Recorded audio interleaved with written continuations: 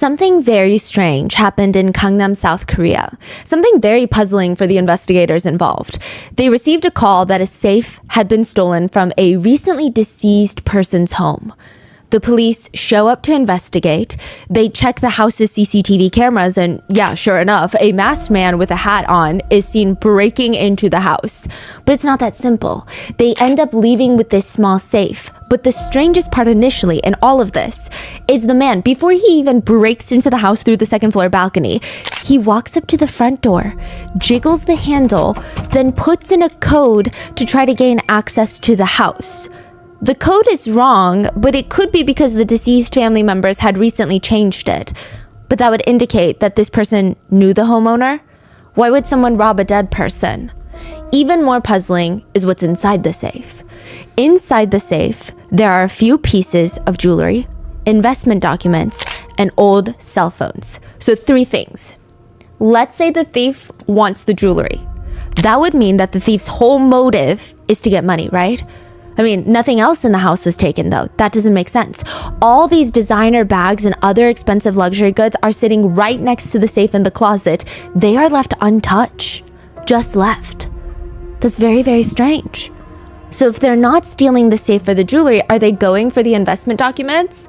Well, that doesn't make sense either, because there would be virtually no way for the thief to gain anything from those investment documents. They could not be able to transfer a single cent, a single penny to their name. They could not pretend to be the deceased to gain access to their funds, because the home and the safe belongs to a high-profile K-pop idol, Kuara, who recently passed. There would be nothing that they could do with these investment documents. It was just way too high profile of a death. That just leaves one last thing in the safe. The old phones. Was there something on the phones that someone did not want the rest of the world to see? And does it have anything to do with the fact that months before Kuhara died, before she passed, she helped expose the Burning Sun scandal?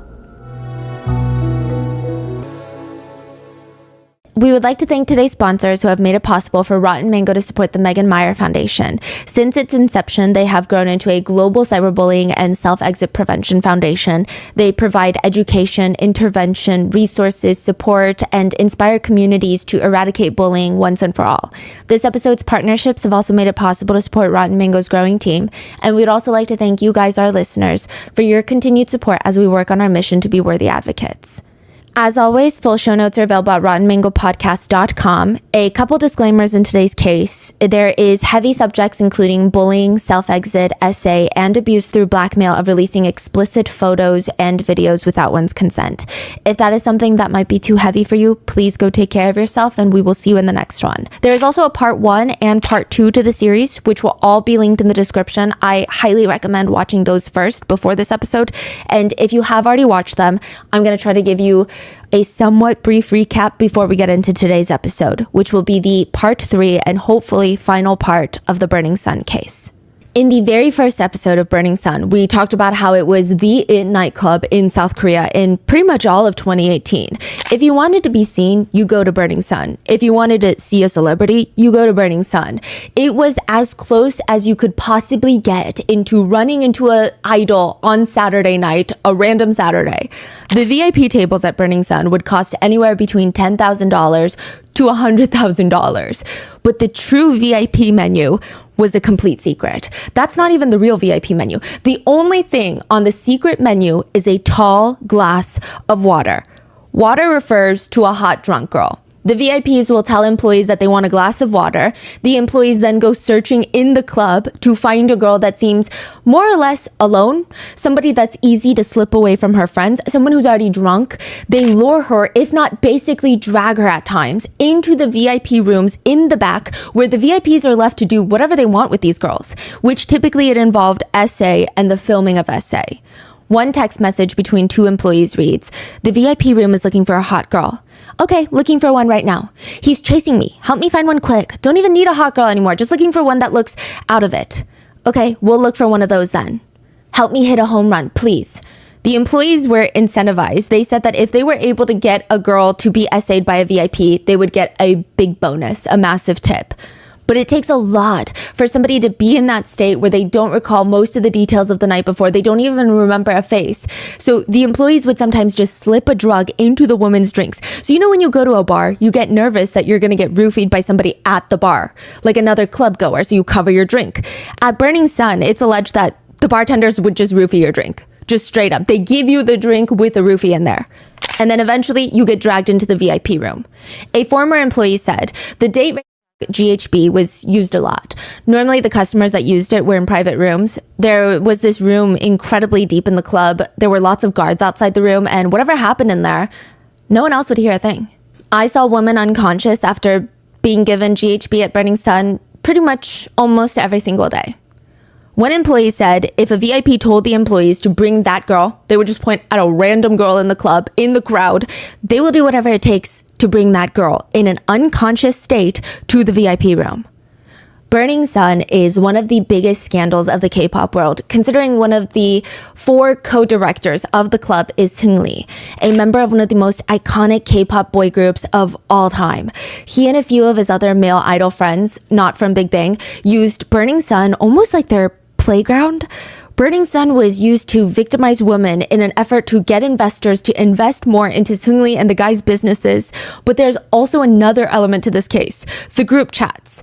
Many of the male idols that we're talking about today are involved in this KakaoTalk group chat where they would send each other these videos and photos of themselves having intimate relations with women that typically in the videos, they seem unconscious. Sometimes it's semi-unconscious. Most of the time it's fully unconscious. It seems like they don't know what's happening to them. Obviously, they don't even know that they're being filmed. At first, it was debated by a lot of Seungri fans that Seungri himself was only part of the Burning Sun scandal rather than both, and that the inappropriate chat rooms, completely different story. But a new BBC documentary that came out a few months ago released irrefutable proof that he indeed was part of those video group chats. He was sent a video of one of those men assaulting a woman at a ski resort. This woman does not appear to be conscious, and he responded to it. Who is it? Additionally, a new video of Seungri has been released that shows him dragging a woman towards his table, a woman who clearly is trying to resist. She's using all of her body weight to resist going with him, but he screams at her, shut up, follow me. In part 1, we go through the inner workings of the club, how it starts unraveling near the end of 2018 when a random club goer, very controversial club goer, is seen on CCTV camera being hit by an employee of Burning Sun. In part 2, which was uploaded a week ago, we do a deep dive on how that man, the controversial club goer that was hit by the staff, was not actually the real whistleblower of Burning Sun like the mainstream media depicted him to be. But in fact, the 5 real whistleblowers in this case are 5 women. In 2016, the first whistleblower was JJY's girlfriend. JJY is one of the main idols involved in the secretly filming video group chats. A girlfriend of JJY's walks into the police station to report that her boyfriend, this famous celebrity, JJY, had been filming her without her consent in these inappropriate situations. The police go to investigate, and JJY, his phone is conveniently broken. But since he's such a stand-up guy, he's gonna take it to a third-party tech shop to try and recover all of his files so that he can prove to the police that no such file of his girlfriend exists. The second whistleblower would be the girl that works at that said tech shop. She wishes to remain anonymous, but against fear for her own life. Okay, just some context here. Korea is not the place that you go up against someone that has more money than you. Money almost always wins. It's actually known that when you want to pick a fight with someone, you consider your status and their status first. You got to think about who your parents are, how much money you have, where you live, all of these things before you pick a fight. Like, that's a saying because it's that difficult. Against all of that, she recovered all the files on JJY's phone, realized, wow, okay, this K-pop idol, JJY, and all of his other famous and powerful friends are doing some crazy, shady, illegal things. She secretly copies all the evidence into 3 USB drives, and she keeps it for 3 years. Until she finally turns it in anonymously to an attorney. The third woman, a whistleblower, is reporter Park. In 2016, she reported on the fact that JJY was being investigated by the police because his girlfriend alleged that he had recorded videos of her.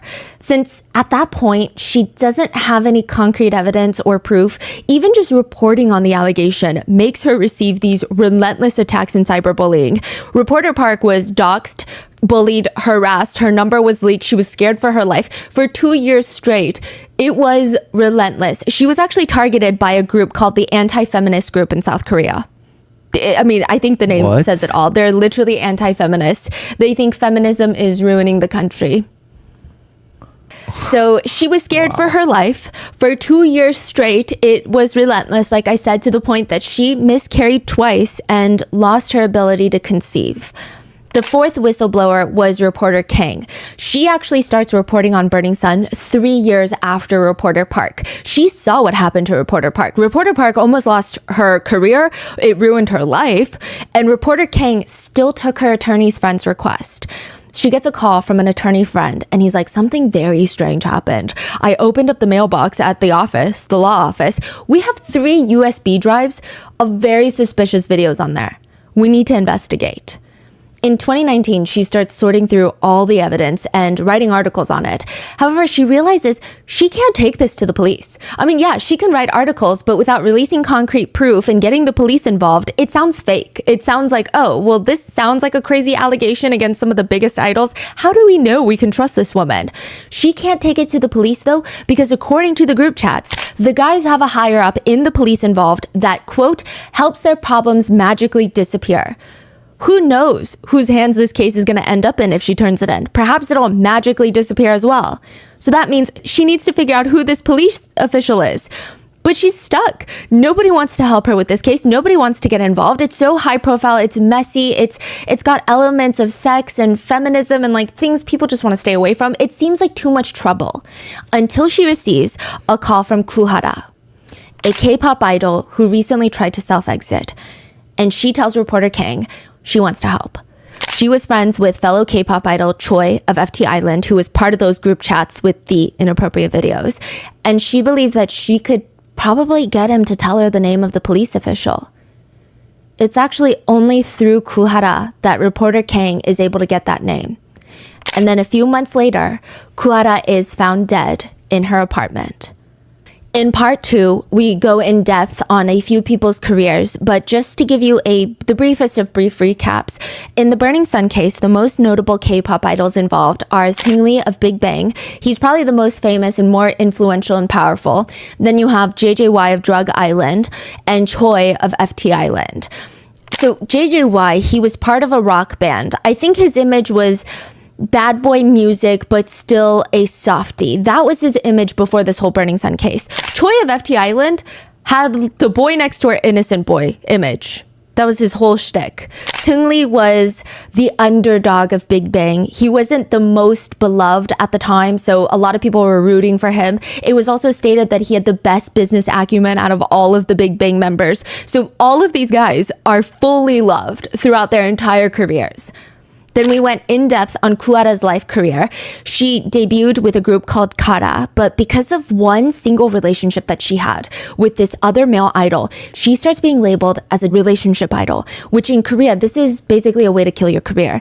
Nobody cared that she practiced for 10 hours a day. Nobody cared that she learned English and Japanese just for her job. She learned 2 additional languages. Nobody cared about any of that because she was photographed with guys. Once in a while, she would have lunch with a guy, and that became her whole image. She was known as someone who is so boy obsessed. Then in 2018, news broke that she assaulted her boyfriend, physically assaulted him when he tried to break up with her. His name is Choi Jung-pom. We're going to call him CJ. He's just a random nobody. He's a hairdresser in Gangnam. They're dating. He stated, I tried to break up with Hara. She threw a fit. She started beating me up. Slowly, news starts trickling out to indicate, okay, that's not exactly what happened. CJ was a very jealous, toxic, manipulative, terrifying boyfriend. Hara didn't want another fight with him, so she lied about having lunch with a male coworker because I mean, it's literally a work meeting, but she knew that he was gonna flip out, so she lied. He finds out, breaks into her house in the middle of the night, starts beating her. She fights back, scratching his face, screaming at him, and that night, he emails Dispatch, a Korean tabloid, twice to tell them, I have crazy information on Kuhara that's not gonna disappoint, so you reach out to me. He also sends Kuhara 2 videos with no words, just 2 videos that he recorded while they were being intimate. I mean, the implication is very clear. He's threatening to ruin her career with them. Kuhara goes public with this information in the end of 2018. By 2019, CJ apologizes on his Instagram and opens up a new salon. Kuhara gets bullied for getting plastic surgery, and she attempts to self-exit. She gets bullied after all of this. And even after all of that, after all the mistrust in the industry that she has, she still reaches out to reporter Kang to help with exposing Burning Sun, going up against her own friends, going up against powerful guys in the industry to help bring them down. She was probably, at her time, one of the most hated K-pop idols. Hated. People just did not like her because she did not do what they wanted her to do. She and her friend Seungri were probably the most hated celebrities at one point. Her best friend Seungri is another K-pop idol we talked about in part 2. She debuted with a massive girl group called FX, but her career comes crumbling down because it's revealed that she's dating Choiza, a rapper whose nickname refers to his large private parts, but he's 33 at the time. She's 19. They have a 14-year age gap, and the public starts taking it out on Seungri, calling her a sex addict, a slut, a whore. They ask her where her mom is. And instead of backing down and apologizing, Seungri just keeps trying to live her life. And people do not like that. They're really upset about that. So in this episode, we're going to go in depth on the careers of all these idols and how they start clashing and how Seungri and Kuhara end up passing away within a month of each other. And how there are rumors that Seungri is trying to open up another club right now, since he's been released from prison. He's trying to open up basically another Burning Sun. I implore you to watch part 1 and especially part 2 before watching this episode so things will make a lot more sense and you get a fuller picture of the events. But with that being said, let's get into it. We're going to start going from 2015 through 2019 through the timeline of events and how everything escalates into 3 idols in jail and 2 gone. In 2015, Seungri is being bullied for dating Choiza. Meanwhile, her best friend Kuhara is dealing with this whole new scandal. The scandal of being too financially literate. Kuhara's bandmates, they went on this show and they said that, oh yeah, we nicknamed her the Queen of Financial Skills. She had saved up most of the money that she earned. She bought this single family house in Gangnam for, at the time it was like $838,000. She didn't even live there. She rented it out, making $5,400 a month. And then she sold it for $1.5 million. So she made both rental income on that property and capital gains on the investment property. I mean, she's been doing this with multiple investment properties throughout Seoul. A real estate agent would later say, the locations Kuhara chooses are really optimal. She's able to pinpoint areas where land prices are expected to rise steadily. This is impressive, considering previously netizens commented that Kuhara has no talent whatsoever. Well, now those same netizens are pissed. They comment, these clowns earn way too much money. She acts like a psycho attention whore, but the reality is she's just super rich. What the f? It seems like she's doing this to cut back on her taxes. Athletes and celebrities get paid way too much. Talk about luck. She's literally good at nothing for a kid, not even an ounce of talent. Ugh. Kuhara literally cannot win. I do want to say that both Hara and Seungri had their fan base, obviously, that loved them and would go to war for them. But that group was nothing going up against the amount of hate that the hateful group was sending. I mean, they would flood their comment section. Meanwhile, Seungri starts organizing sex services in 2015 for Japanese investors. 2 brothers. Japanese investors were flying into South Korea to meet with Seungri. Seungri made sure to prepare an itinerary for them a month in advance. A luxury car would pick them up from Incheon Airport with sex workers inside. They would be driven to a luxury hotel where the sex workers would further provide additional services, mainly whatever the brothers wanted. 2015, so that's way before, 3 years before Burning Sun. Yes. Do we know what kind of business he was doing? He was opening up other bars. He had one bar called Miltang Pocha. He had 2 bars/clubs called Monkey Museum, one in Korea and one in China before Burning Sun. He was always trying to start these businesses. He has ramen shops. He has restaurants. Yeah. That's crazy because you would think he already probably has a lot of money. Yeah. He has all the influence, all the clout. Whatever restaurant or bar he opens, people will go. It seems like he has and I mean this with the most disrespect possible. I think that he has an inferiority complex. Because all of the other Big Bang members, a lot of them are talented, or a lot of them are talented and very conventionally attractive. He was known in Korea at the time, I recall, as being the one that just didn't really have either.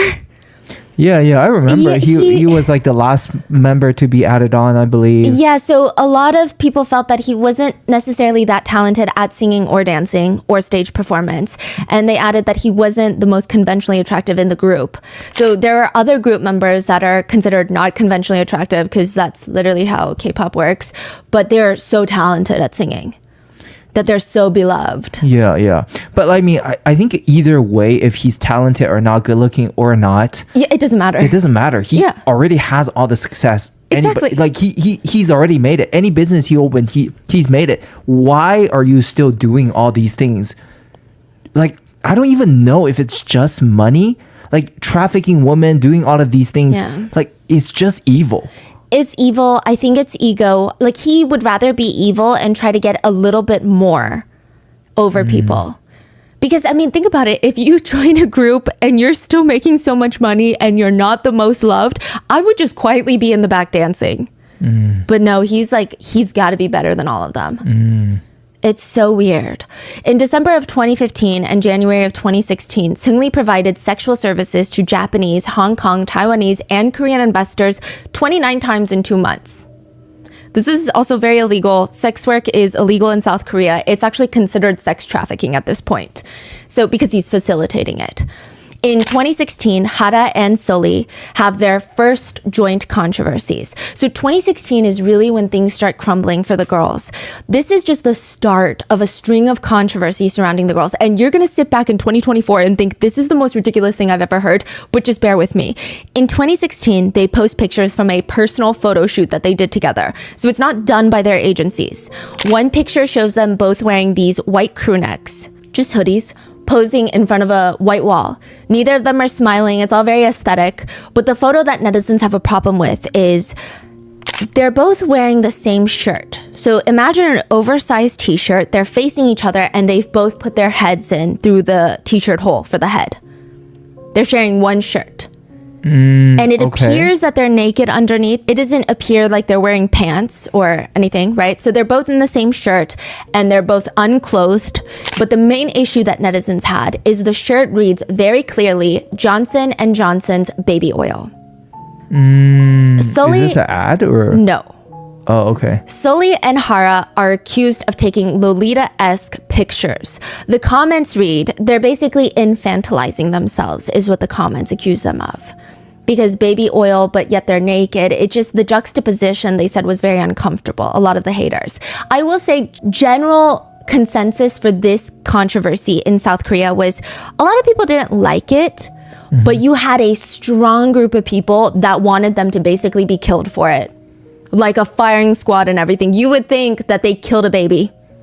The comments read, is this necessary? Are they both crazy? What's wrong with them? Why take such Lolita-esque pictures like this? The pictures always look submissive or sleepy with blushing cheeks and bedroom eyes. The models always look like they're ready to be dominated. This isn't innocent at all.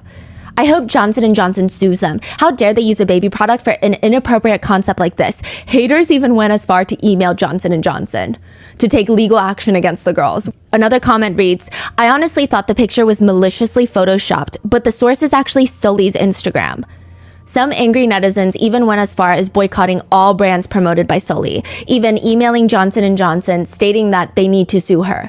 Sully responds by posting a picture on Instagram and writing in her caption, Lolita, Lolita, don't go overboard, leave insult somewhere more appropriate and just look at my pretty face instead. So in Korean, it's more like a poem, I guess. Now, some netizens said the girls were promoting Lolita culture and that the photo shoot itself was, quote, and in bad taste. A few things to note here. The photographer they worked with is pretty well known in the industry for his Lolita-style photo shoots. He has a whole controversy later for literal crimes, but at this point, nobody knew any of that. They just knew the photographer's name that did this. He loves Lolita, but the girls are the ones that are being burned at the stake for it. When this photographer, that's all he does. Some discourse would say, yeah, I think most people can agree that the photo shoot maybe not the best thing they could have done, but some small discourse about it was, what about the industry?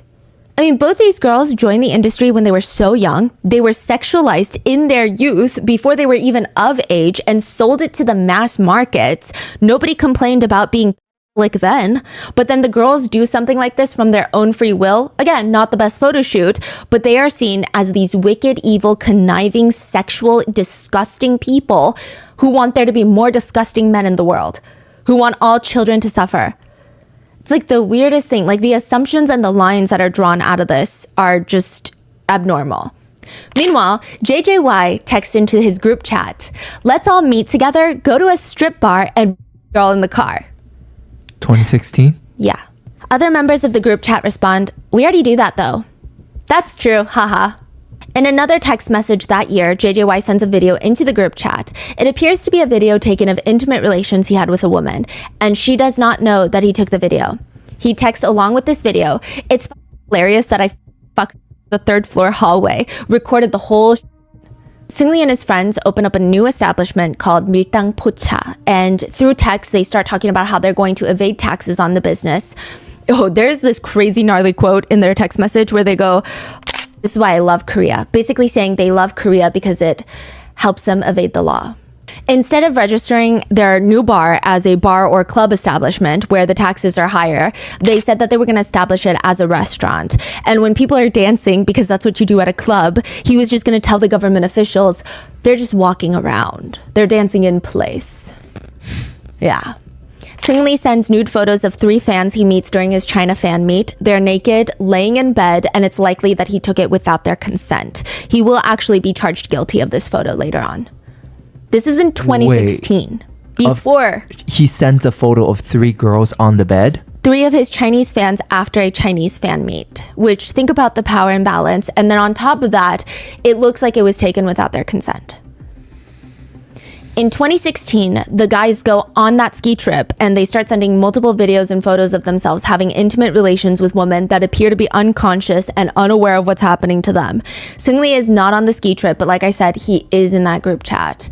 In 2016, another major incident takes place. JJY and his friends are at a fan meet. After the fan meet, they end up calling up a woman they know. Some sources state that this woman is a fan. Some sources state that she's just a friend. Perhaps she could be both. Either way, the power imbalance is still there. They call her to come over and hang out with them at the hotel. But after that fan meet, she would later state she had a few drinks with them and she doesn't remember anything afterwards. When she woke up, her head was aching and all her clothes were off. One of the guys was next to her and she started panicking and asked, what happened? What happened? And he's smiling at her, asking her, oh, you don't remember? And he just starts laughing in her face. She states she does not remember a single thing. She said her head was swollen. It felt like she banged it. The whole thing was just humiliating and startling.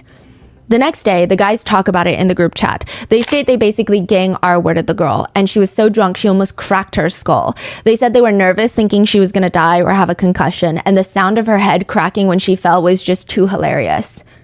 JJY responds that they almost got caught because one of the guys was filming her and turned his flash on. He literally says, you your flash on. Like almost woke her up? Yeah. Wow.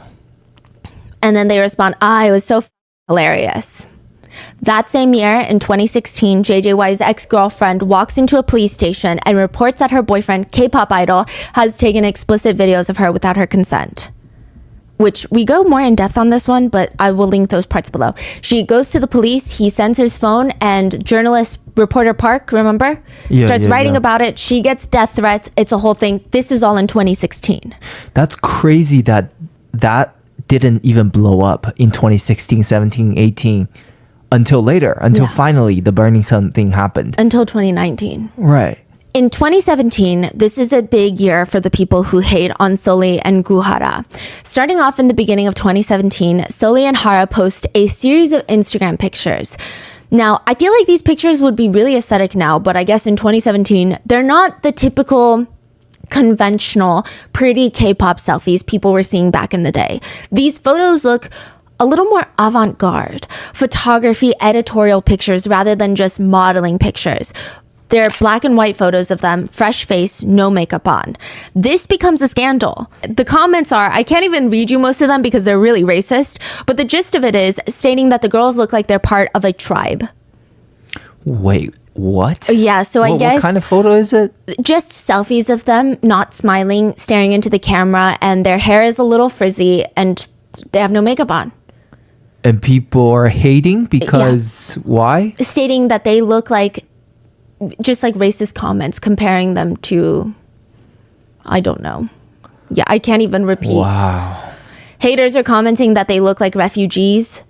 Someone comments, Sully has ugly eyes and Kuara looks like she's getting old. I bet all they do when they meet up is take pictures of each other. Hey, take a picture of me. They really have nothing going for them other than their skin tones, because now that the photo's in black and white, it's just ugly.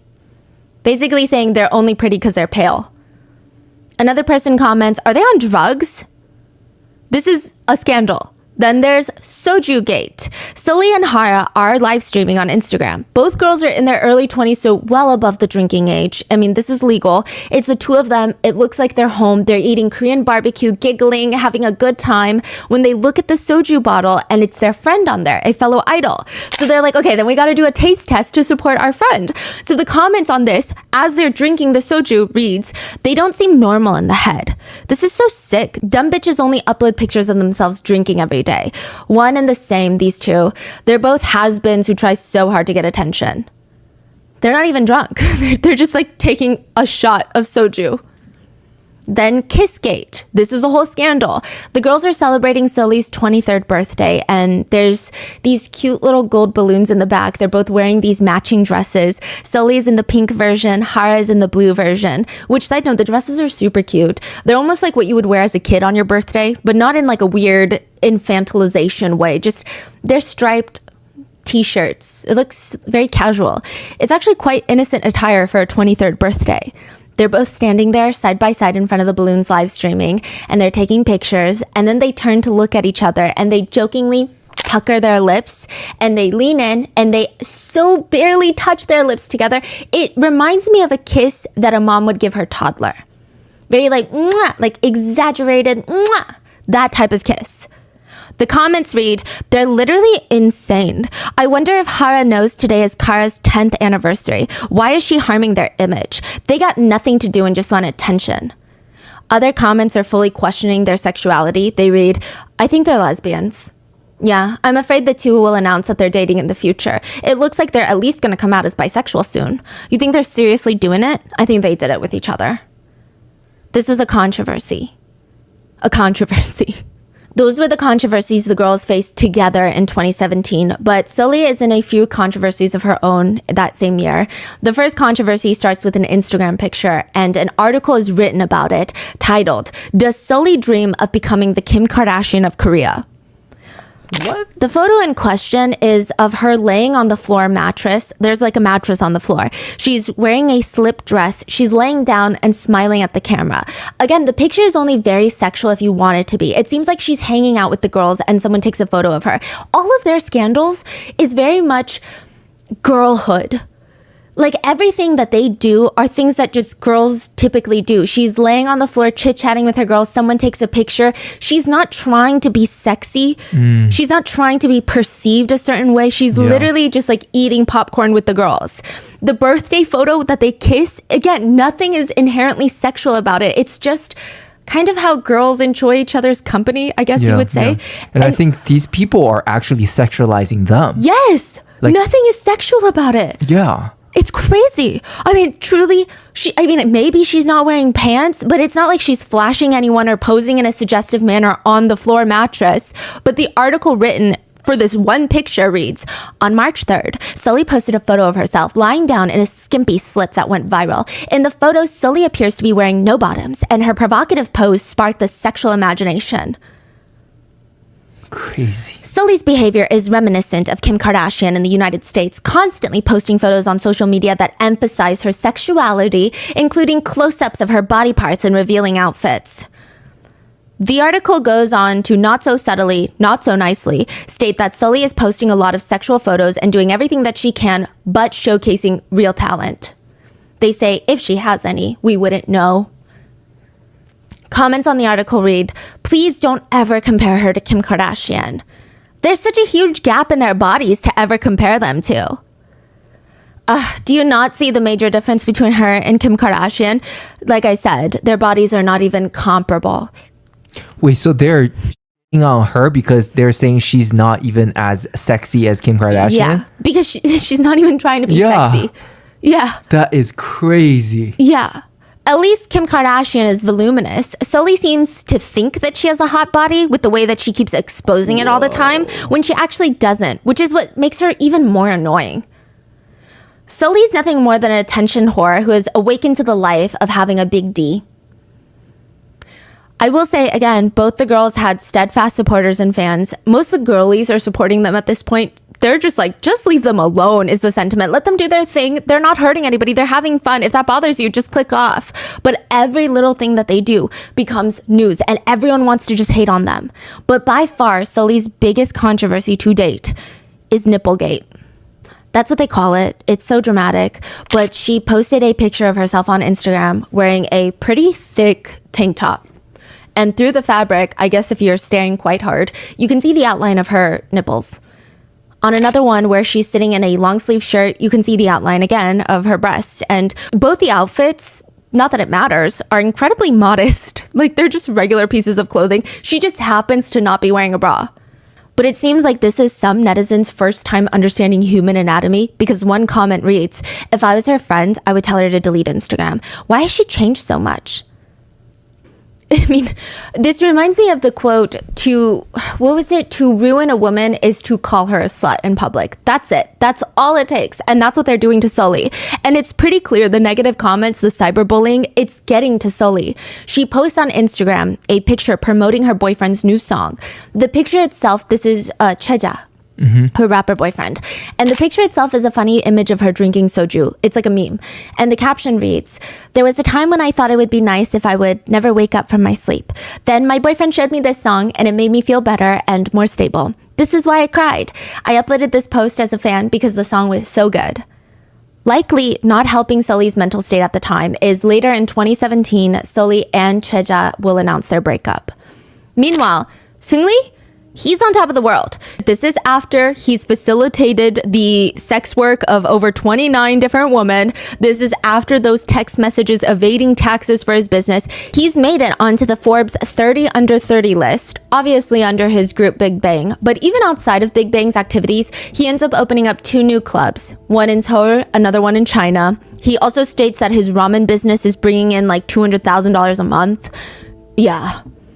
Didn't you see the video that the Big Bang members were talking about him? Yes. Yeah. I get into it. Oh, it's a whole thing. But yeah, I mean, he ends up opening up 2 clubs, one in Seoul, one in China. Again, like I said, this is not Burning Sun, but this is one of his business ventures.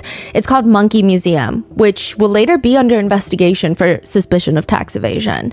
And he starts promoting his new business venture, a cancer diagnosis kit. He announces while Big Bang was on stage at a Q&A panel, Seungri announces that he basically will cure cancer. This is obviously a full-blown exaggeration on my part, but he is weird. He tells the audience that prior to this, the only way to diagnose someone with cancer is to have them go to an oncologist, a doctor. They'll have to run scans and x-rays. It's a lot. But he's going to develop a cancer diagnosis kit where you can just essentially take an at-home test to see if you have cancer using your urine. G-Dragon tells him on stage to, as nicely as he can on stage, shut up. Basically, stop talking. What? He tells him, don't talk about things unless you can confirm these things. Like, make sure you do testing before you start talking about it publicly. Oh, so he's talking about something that he's looking to do or he's planning on launching. Yes. And G-Dragon was like, what are you talking about? And why are you doing this right now at a Big Bang event? Why are you talking like this? What are you talking about? And also, this is such a sensitive topic. What are you even saying? You're not even someone in the medical field. Yeah. You're a random idol. Please stay in your lane. That's literally what G-Dragon is saying. But Seungri keeps going and stating that clinical trials were already complete. He would have a prototype March 2017, which he does not. And this was actually not a scandal at all. This never came out, right? Nope. Okay. And it was not a scandal, even though it really should have been. 2018, the photographer that did the Lolita baby oil shirt, the photo shoot for Sully and Hara, is investigated for sexually harassing a model. He is found guilty and sentenced to 8 months in prison. The girls worked with him 2 years prior and had no clue about any of these allegations, but they would still be dragged in the mud for working with a guy like this after the fact. Oh, so he was charged? Yes, 2 years after their photo shoot. But people bring back the girls. Yeah, and they're like, how dare you work with someone like this? Like, if you support people like this, you're obviously messed up. I can't believe you would ever reach out to him to do a photo shoot. You support the sexual harassment of other women? Yeah. Became a whole controversy all over again. In 2018, Kuara has a rumored self-exit attempt. One news headline reads, self-exit attempt rumors. Kuara reps say that she was getting treatment for a sleep disorder. The agency denies her self-exit attempt, and it's unclear if it was or was not, although later she will have other attempts. But regardless, the comments read, as if she would die and leave all of her investment buildings behind. Haha. Kuara seems way too greedy and self-centered to actually die. Oh yeah, she'd totally die and leave all that money behind, for sure. Do you guys know her net worth? Why would she leave any of that? Never worry for a celebrity, especially one that owns her own buildings. How to cure insomnia? Go do a hard labor job for a day and you'll sleep like a baby. She'll sleep just fine if she works hard labor for 2 days and eats cup ramen in place of meals. I noticed that people who are bored with nothing to do and no physical work in their lives, they have sleep disorders. She hasn't been working at all these days, so why does she have a sleep disorder?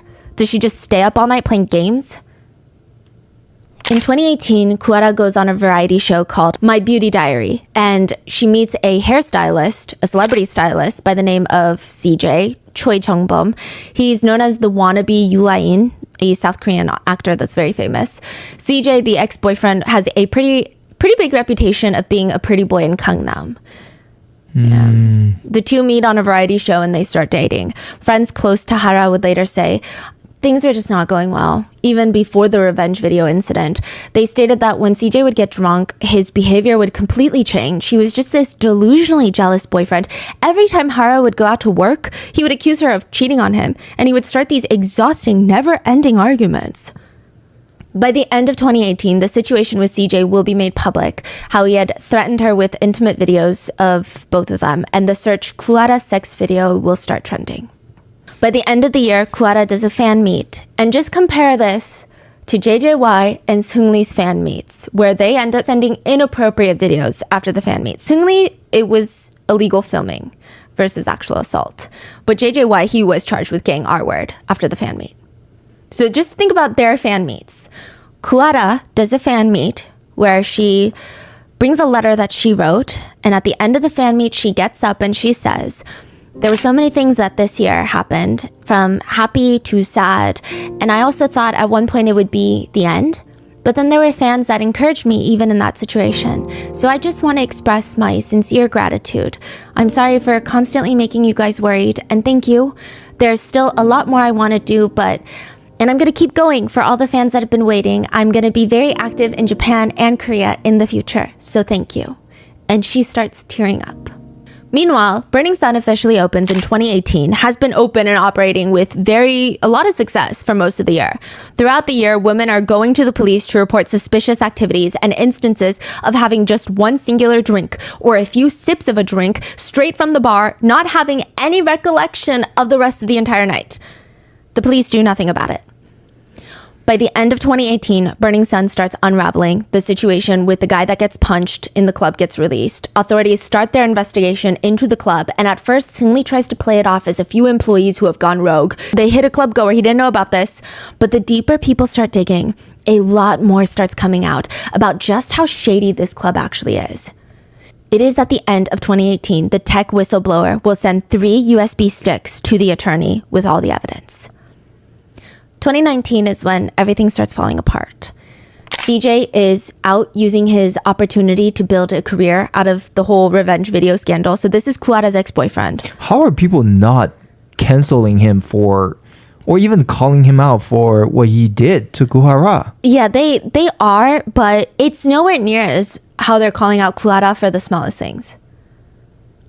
So you're saying that even though people realize he's like doing all of this behind the scenes, he still has supporters. Yeah, so I was actually listening to a very fascinating lawyer who was describing the situation of law in Korea. And she said, if you are ever planning on moving to Korea as a woman, just know this, that in Korea, if a woman makes a few small mistakes and a man makes one big mistake, the man never actually made a mistake. Like, let's say you go to a bar. A woman makes a bunch of mistakes, quote, mistakes. She gets drunk. This is what she's wearing. Maybe she didn't, tell her friend. Maybe she shouldn't have been out. And then a man essays her. Well, because she made all these mistakes, that man's mistake, it's not a mistake, but you get it, doesn't count. He never made one. And then there's another comparison that she said, which is if a man has multiple mistake after mistake after mistake, and a woman has one mistake, they're the same. They're equals. They have both made mistakes. Yeah, I can see how this is literally this case. Yeah. So CJ is out using this as an opportunity to build his career. He straight up opens up a new salon and promotes it in his apology letter on Instagram. And while he's out there doing that, Hara is involved in another scandal. I don't even, every time I say scandal or controversy, just know that this is the dumbest thing I've ever heard. Again, she did nothing scandalous. She posted a picture onto Instagram and her angry commenters start freaking out, accusing her of getting work done because she looks so, quote, different. Her double eyelids look deeper. That's the accusation. Kuara responds to a netizen saying that she had a medical issue where because of a muscle twitch, her eyelids would start drooping and it was really bothering her. So she had them retouched. I'm imagining that she had some extra skin clipped, which is something that a lot of people do, especially as you get older, because it gets heavier. It's not that big of a deal. Even if it was just purely cosmetic, it's not that big of a deal. And the comments keep coming. You lost your charm. Your previous face was prettier. I can't believe you would get plastic surgery. Ugh, you're so vain. After everything that's happened, you still just care about your looks. That is crazy. It's her literal career. Yeah, this is K-pop. What are you talking about?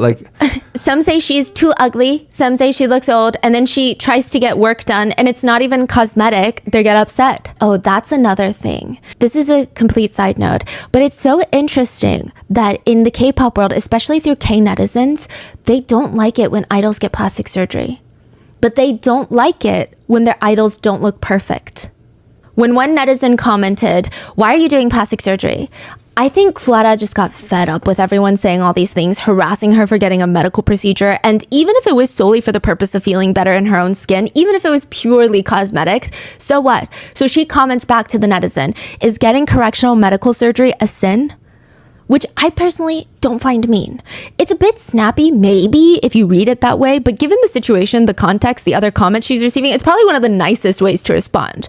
Another comment from a netizen reads, "You looked prettier before you had the surgery." Hara responds, "Thank you for thinking that way." Which honestly, again, not rude at all. I would argue the comment left by the netizen is actually rude. Kuara, again, said the nicest thing that could be said to that. The internet does not agree. They rip her apart for being, quote, rude to fans.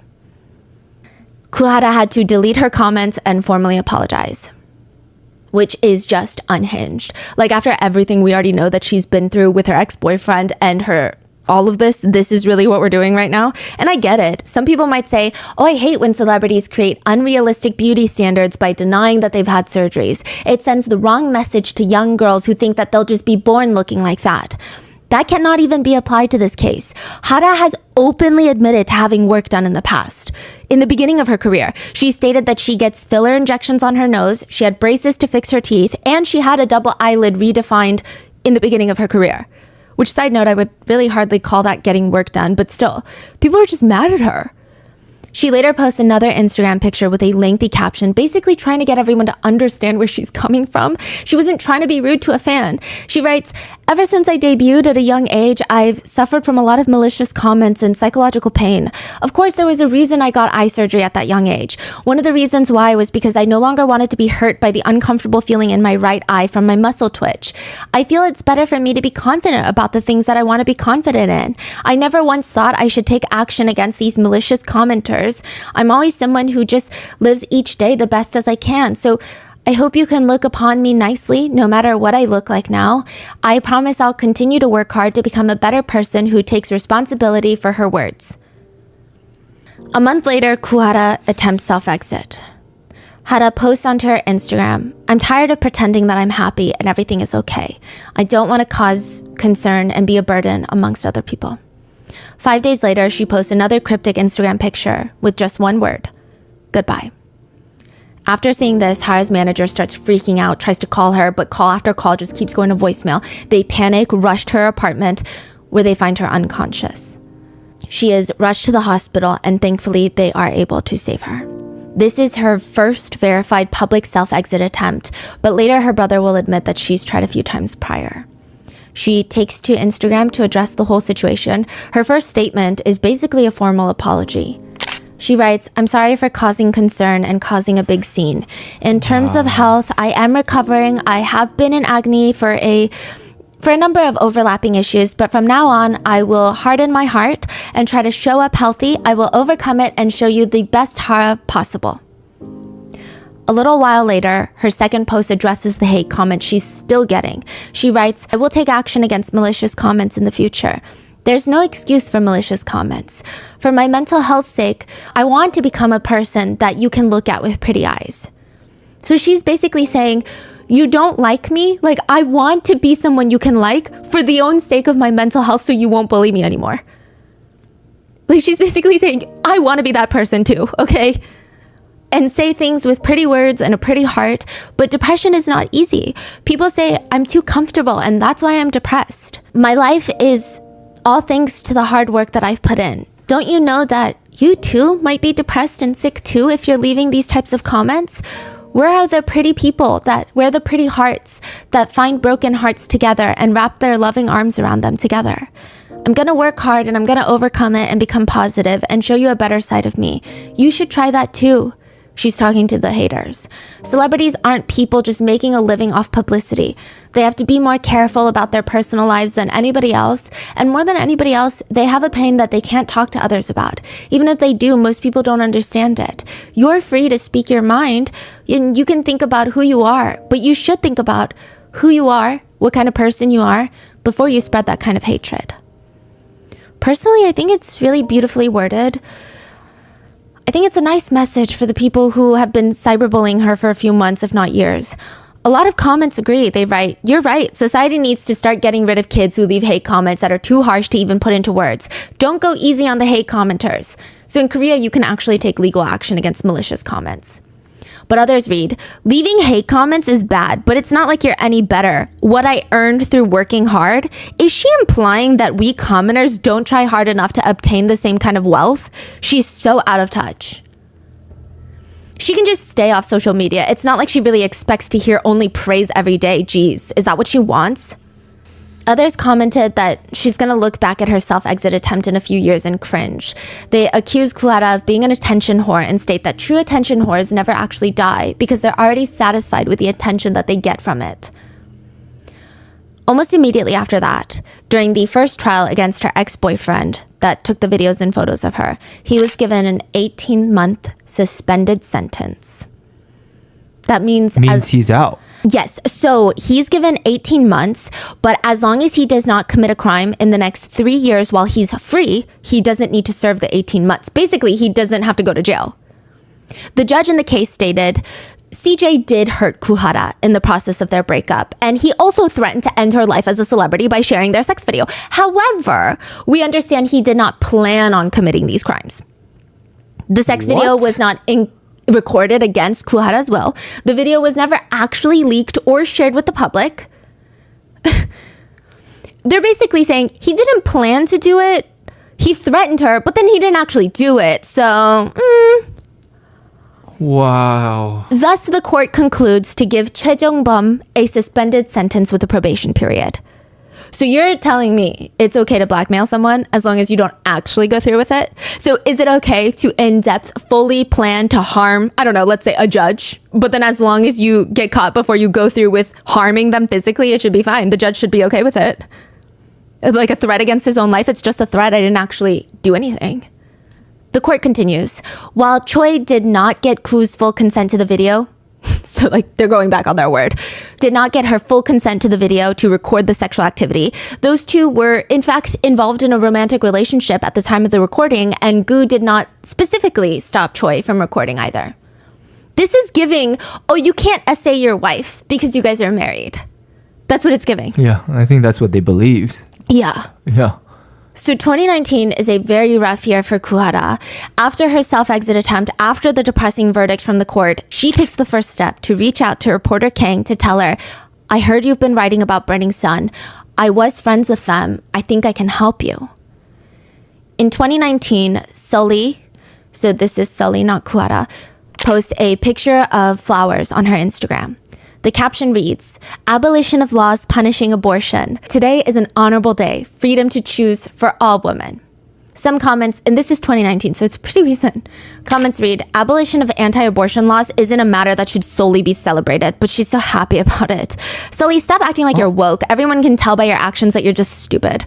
Sully pretends to be aware of things thanks to the backing of social media, but we all know that her brain is empty. Sully's gone crazy posting I wonder what her parents are like. 2019 is not a good year for Seungri either, JJY and Choi of FT Island. JJY is arrested and reporters hound him at the airport. There's a female reporter that approaches him and is like, is everything you said in the messages true? Because the Kakao messages get leaked at this point. And he just responds, sorry. And all the reporters, it turns into a mosh pit at the airport. The reporters keep asking, is it true that you secretly filmed women? And he's just holding on to this one bodyguard for dear life. After the airport incident, he publicly announces that he will be quitting the entertainment industry, which is a lie because he's coming back. And he states that he has indeed committed crimes. He writes, I admit to all my crimes. I filmed women without their consent and shared it in social media chat rooms without any guilt. More than anything, I would like to apologize to the women who appeared in those videos and who have learned of this hideous truth as the incidents come to light. He is promptly arrested and he will be sentenced to 5 years in prison. Choi is quickly arrested as well. And by mid-2019, things kind of start looking better for the girls. Maybe the tides are shifting. Kuara signs with a new Japanese agency. She releases her first single as a soloist. Kuara's own brother says, obviously, things don't just magically disappear. Her depression is still there, but it appeared that she was feeling more stable. He says, she looked better than I thought she would. She was even encouraging her brother and her sister-in-law to go visit a doctor. She was helping pay for their doctor's visits so that they could try and have a baby. And she just was really excited to be an aunt. It seemed like she was entering this new phase in her life. Same with Sully. Sully does an interview addressing the hate comments. She literally goes on a show called Night of the Hate Comments, where the hosts bring on celebrity guests and read comments with them to talk about it and address them to a degree. It's kind of like Jimmy Kimmel, the celebrities reading mean tweets, but a bit more discourse. The celebrities will usually talk to the host about how the comment makes them feel, if there's any validity to them, if they're true, if they're not, why it started. In one mean comment, they talk about Sully being an attention seeker, to which she responds, I think it's a valid comment because aren't we all attention seekers at the end of the day? Like, don't we all kind of want attention and love? So it's like, I feel like she's very in tune with emotions and people. I feel like they are being more authentic on social media. They show a little bit more commonly shown as the K-pop idol image. Mm-hmm. And they get bullied for that. Meanwhile, these three guys have the perfect image and they're committing some of the most heinous crimes in the K-pop world behind the scenes. Mm-hmm. It's like out of this world. I mean, all these girls want to do is post some creative photos and just be artsy. They're just very creative. The host asks her, is that why you continue to post no bra pictures, even though you know that you're going to get some crazy reactions and cause a big controversy? So these are talking about how she posts pictures without bras on. And she said, when I first posted pictures of me without a bra, there were so many different reactions. And I do think that, I could have gotten scared and just hid and never posted those things again, but I didn't. I kept posting because I wanted people to realize it's not that big of a deal. I just wanted the prejudices to disappear. She said how at one fan meet, a fan came up to her and whispered, "언니, I'm not wearing a bra today." And Sully gave her the thumbs up because I want to break that mold on society and show that no bra is no big deal. I think it's about freedom of the individual. Bras aren't even good for your health. They have a wire. They're not good for digestion. I have digestive issues. So it's just much more comfortable for me not to wear them.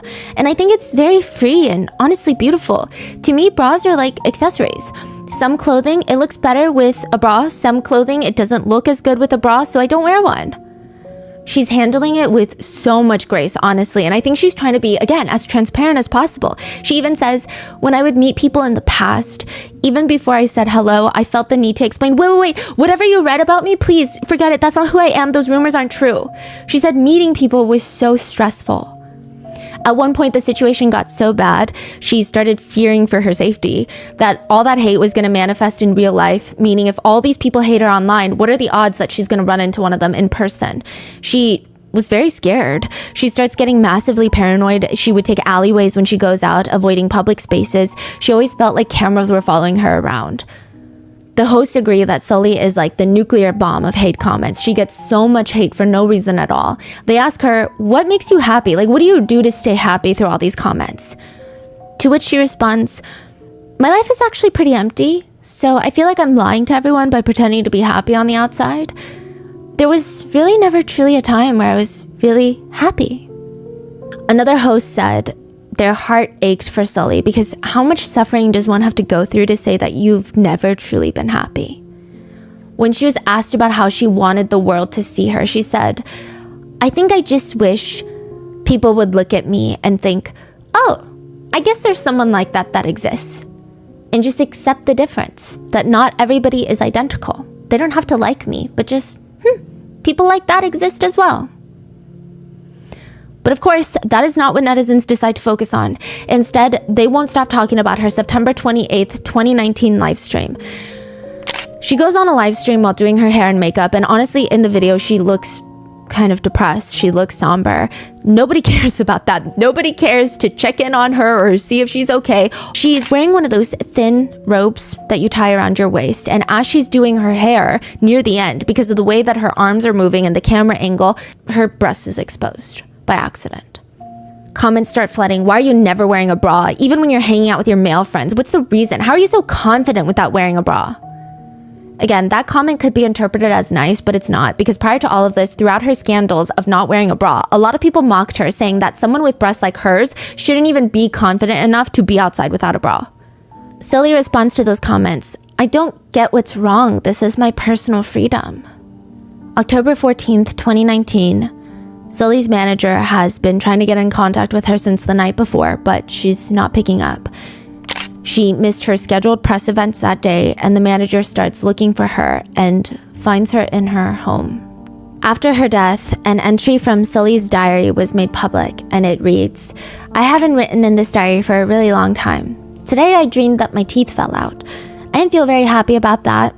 I went to the recording and saw a video of myself, and I look really dirty and ugly. I feel embarrassed thinking people are going to be pointing at me and evaluating me.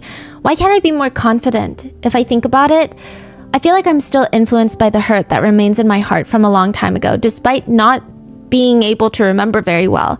I've never received infinite love. Dad left me even though I didn't do anything wrong. I felt like mom might leave me too if I misbehave, so I forgot about myself and I followed her opinions and her wishes. Side note, Sully does have a very complicated relationship with her mom. Friends say that Sully was obsessed with her mom, so obsessed, loved her, followed her around like best friends. And Sully started in the industry as a child star. Her mom is the one that managed all of her finances. Even later when she debuts and becomes of age, she lets her mom handle it all. It's not until later she decides, hey, maybe I should try investing or something by myself. And her mom tells her there's nothing. Nothing at all. All those years, the traumatic years of working in the industry as a child, her mom blew through all of her money. Oh my God. Not only that, her mom has been receiving advance payments for all of Sully's work from SM Entertainment. Not only is her mom spending all of Sully's money, but she's spending all of her future money. Allegedly, their relationship was never the same after that. In her diary, Sully does speak very highly of Cheja, though, her ex-boyfriend, the rapper that was 14 years older than her, and the relationship made a lot of people turn on her at the time, which I have very complicated feelings about massive age gap relationships, especially when the person that's younger is so close to the legal age limit. But a lot of people turned it on her, which is weird. I just didn't expect that. Usually it's on the older person because they bear more responsibility. They're the one with the power imbalance, right? But I think with this situation, it's kind of hard to really hate him because just the way she speaks about him. She writes in her diary, "Today I went to the nail salon with Cheja." She uses his real name, Oppa. "I'm happy because I feel like we found something else we can do together. I just don't need anything or anyone else. No matter what happens later or what people say, I'm really happy right now. I'm so happy that I don't want to miss any of the emotions that I'm feeling. I want to remember all of them, and I want to feel even the smallest things. He really is such a precious person to me. I cherish everything about him. How can someone be so pure and kind and not calculative and smart and wise and trustworthy and warm? I mean, it's impossible not to love him. He really is precious. He'll probably be the most precious person to me for the rest of my life. I'm happy, and I'm so blessed to have met him. I think this is happiness." Sully was later interviewed about her opinions on the Korean entertainment industry as a whole, and she stated that idols should be treated like employees. They should have rights like other employees, and they should have a union for idols to keep them safe. She said, "From my perspective, people just don't see celebrities as humans. When I first entered the industry, and something people wouldn't stop telling me is, you are a product, and you must be the best product with the best quality for the public." She said, "Even the ones who don't tell you straight up that you're a product, they still treated me like one. I have to be something that they want. I have to fear losing my product quality." She said she was so overcome with exhaustion and pressure, she said she just started blaming herself. She states, "The only thing I could control was when I caused myself pain. So I blamed myself and I put myself down, and I think that was the only control I had. That's why it was so difficult. I never thought that the system was wrong. There's a movie, The Matrix, where they say, would you rather take the red pill and learn the truth and live a difficult life, or just live without knowing? I often think that had I lived without knowing, I would be living such a happy life." And a lot of new information starts coming to light after Sully's death.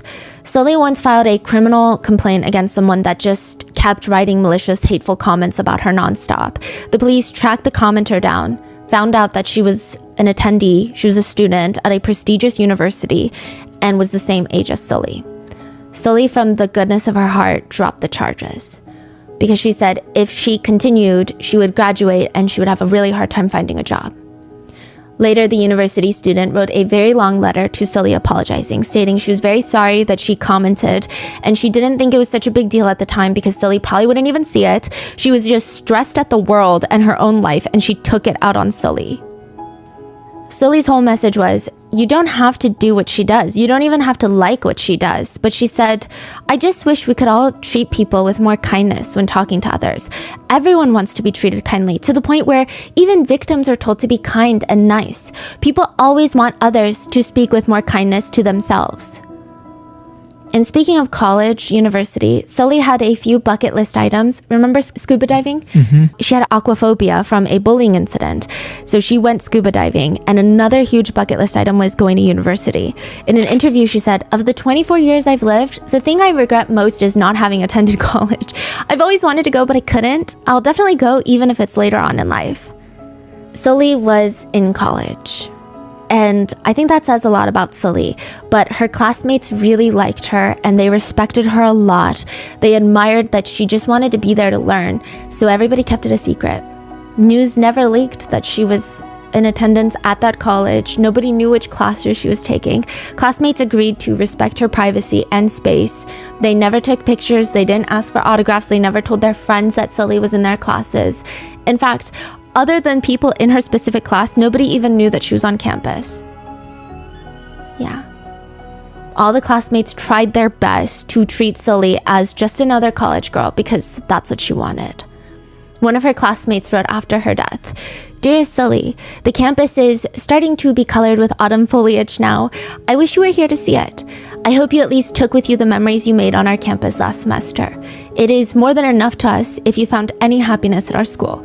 Wherever you are, love and be loved to your heart's desire. We love you, Sully. Please be happy. October 15th, 2019, the day after Sully's death, Kuhara starts an Instagram live stream where she seems emotionally unstable and incredibly distraught. She starts crying. Sully, I'm so sorry. Onni is in Japan right now and I can't go back. I'm so sorry. I'm so sorry that I can only say goodbye to you in this way. I'm really sorry. In the place that you're going, in that world, do whatever you want to do and be happy. And Onni will keep working and live. And everyone, I'm okay. Sully and I were like really close sisters and I just wanted to say goodbye to Sully. And so I opened up a live and I'm sorry. Please just don't worry about me. I'm sorry, Sully. Goodbye. 묶어서 미안해. 이렇게밖에 인사할 수밖에 없는 게 너무 미안해. 하고 싶은 대로 잘 지내. A lot of people rallied to Kuhara's side and tried to comfort her. But there were still a small group of people that left some crazy comments like, wow, you're really trying to use your friend's death to gain popularity. I mean, the whole live stream, her eyes are so swollen. Even when she's talking, it's so clear. It seems like she just didn't have someone to talk to. She's rubbing her hands together, trying to self-soothe. She's comforting herself. They accuse her of trying to use her friend's death to gain sympathy. Reporter Kang, the one that Kuhara had reached out to earlier to help with Burning Sun, she reaches out to Kuhara. Hara, you're such a brave woman and you're very admirable. I want you to be happy. Hara texts her back. Hello, I'm okay. Yes, I will stay strong and work hard. Kuhara will have one last live stream. She's in a hotel room and taking from context, it must be really late at night. Late enough that some people are either waking up at that hour, but Kuhara explains she just kept waking up. Beginning of the live stream, she's responding to comments and she's speaking Japanese, Korean, and English, which is honestly crazy. But there's a few alarming things from the live stream. And it's likely hindsight, but it seems that her eyes are glazed over. Not like she's doing drugs, but just she doesn't seem fully present. And of course, it could be the fact that she just woke up from sleep. I don't know. And there's again a really heartbreaking part of the live stream. And this could be hindsight again. Towards the end of the live, she gets up and she starts dancing to the music. And I'm sure it's hindsight. But a lot of netizens have pointed out there is almost this like innocence to the way she's dancing.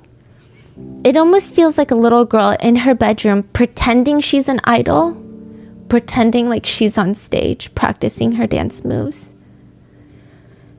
Early in October, Kuhara does fly to attend Sully's memorial service, but immediately has to go back to Japan for her work. Then November 22nd, 2019, she comes back home to South Korea. She posts a picture of herself laying in bed with the caption, "Good night." It would later come out that on her private Instagram, she posted a black screen with just the words, "I'm scared." November 24th, 2019, Kuhara's brother, who didn't see any of these posts, would get a call from Kuhara's housekeeper. She's crying, said that she came to the apartment and Kuhara had self-exited. He starts screaming, get her down, but the housekeeper cries to him, the police have arrived, but they won't let me take her down.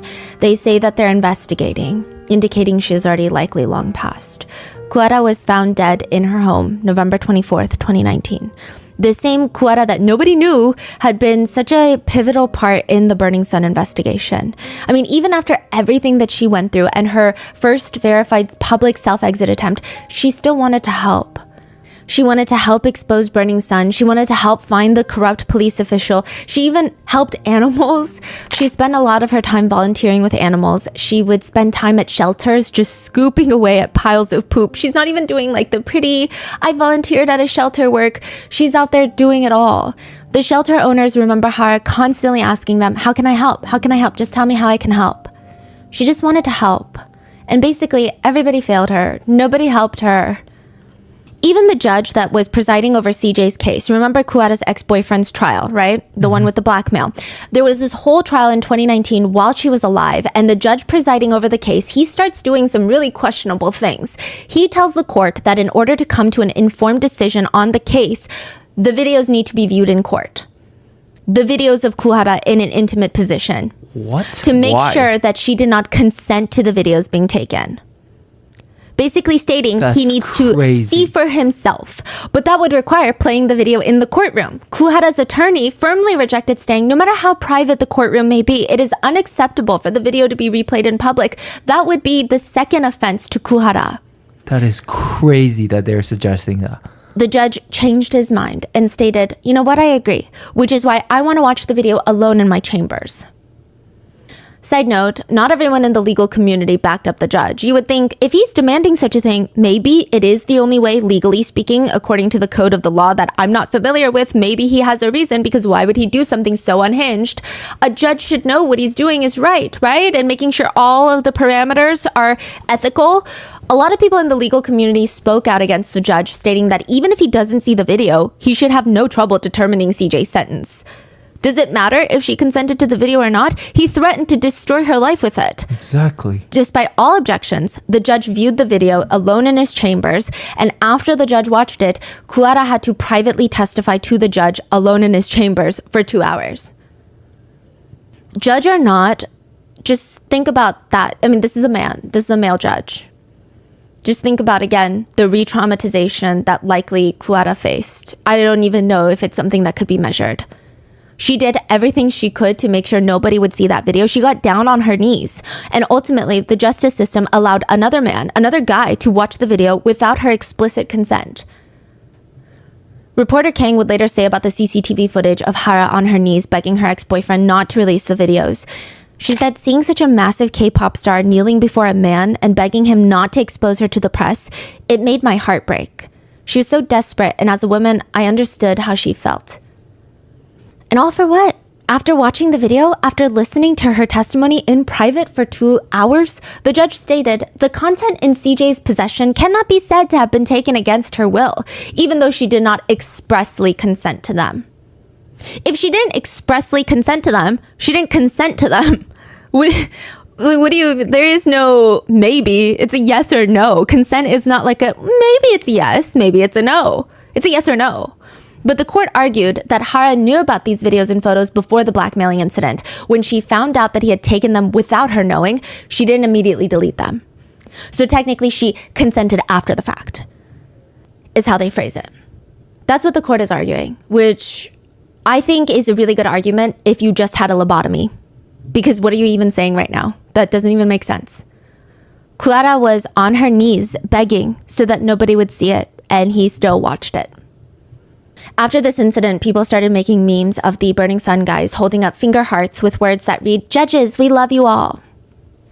Which, side note, this is a massive side note and rumor, heavy emphasis on the word rumor. These aren't even really allegations. I would literally call them rumors, just whispers on the internet by unverified sources and netizens. But there is a rumor that the prosecutors in South Korea, and probably in America and anywhere else, have a large digital collection of unreleased celebrity intimate videos. Which makes sense because a lot of the times they would have to be taken into evidence if someone is accused of filming someone without their consent. But the massive rumor, not truth, but rumor, is that the prosecutors will sometimes show a new prosecutor the collection as part of some sick welcome ceremony. What? Again, this is just a netizen rumor. There is no proof of this, but the whole situation with the judge kind of dug up this rumor all over again, if only momentarily. But the judge is not the only one not protecting Kuhara. Another notable individual was a professor named Chu Chul-hwan. He had brought up Kuhara's passing in one of his lectures, and he claimed to his class that Kuhara died because she didn't have a strong enough mentality to withstand malicious comments. He said, you end up like her if you don't have a strong mind. Why do you think people curse at others and hate comment them? It's all an inferiority complex. Why would you make such an extreme choice because of them? You don't need to do that. You need to have a strong mentality. He also stated if Kuhara had come to him for advice, she would not have self-exited. He said if Kuhara met me, she would have never died. I would have changed her. Wait, who is this? A professor at a university. Why is he commenting on this? Nobody knows. Why is he even talking? Nobody knows. But this was shared. All the students were so pissed. They shared it online. She would have never died. I would have changed her. She was too weak and she just cared too much about what others think about her. I'm sorry, read the room. The last thing she needs, or any of these female idols need, is another obnoxious, thinks he's better than anyone, smarter than anyone man to be involved in their lives. What's crazy is he received maybe 1%, not even 1% of the hate that Kuara received on a daily basis, but he received it for good reason after this became public for saying these insane things about her, and he would apologize, and he seemed overwhelmed by the hate. So, you should just have a stronger mentality and stop caring about what people think about you. He also defended the ex-boyfriend, CJ, saying that he made one mistake. No. Yep. Yeah. He continues, Wow. what if student A made a mistake in high school and filmed a slightly erotic video and we all saw it? Why should anybody die? If it were me, I would have said, so what? So what if others see it? What's wrong with my body? You need to have a strong mentality like that. Why should you choose to die just because someone saw your embarrassing side? What good is that to anybody? Is he fired or no? I don't think so. He would later try to excuse the whole lecture by saying that he was trying to teach freshmen how to self-love. I just feel like every man in this story is like a caricature of a villain. I don't even know, like, why are they doing this? Why are they doing this? It's not most cases. Like, this case is just particularly every single man that has come up in this case. I'm like, please just shut up, because what are you doing? Maybe there's been a few redeeming men in this whole story. And that's it. Like, what it's so bad. Why would he even talk about her? The judge, the professor, these are all people in power with influence and experience that could have protected Kuara and teach future generations about the law and how it's unacceptable to do what CJ did. But instead they excused him. People remember how hard Hara trained to be an idol. She was balancing idol training, school. She did this when she was 14. She said once, I went to classes even when I was sick and I had nosebleeds. If I didn't practice, I would start getting anxious. In the beginning, it was really hard to adjust. People told me to quit, but I got anxious thinking about, what if I spend the rest of my life not becoming what I want to do? So I worked hard. I fainted a few times from exhaustion, but I couldn't let that stop me. At the time, a lot of Hara's bullies online would say that she doesn't care, she has no talent, she's boy obsessed, she doesn't care about her future, what the world thinks about her. They called her a train wreck. I feel like in their sick minds, they justified that as a reason on leaving some of the most heinous comments you could think of. Clearly, she doesn't care, so it doesn't bother her, obviously. But that's just so not true. Some of Hara's older brother's memories are from when she was first debuted. She was rewatching her KBS Music Bank performance with her group Kara, and at the end she accidentally slipped on some of the falling confetti and she briefly gasped, "Ah!" as she fell. Her brother thought it was a cute moment and it showed how human and natural she is. And I mean, all the fans online were talking about how the confetti do be a little dangerous and they were cheering her on. But Hara was always her biggest critic. She was in tears watching it. She was sobbing about her mistake and how she could have done better. She should have known better. She should have done better. This is the same woman who in 2013, Kara was touring in Japan, and after performing several stages in one day, she collapsed on stage. She had to be carried off the stage. She was given aid, and she forced herself back on the stage before the concert ended. When the concert ended, she was immediately rushed to the hospital and she was back to performing the very next day, an entire set.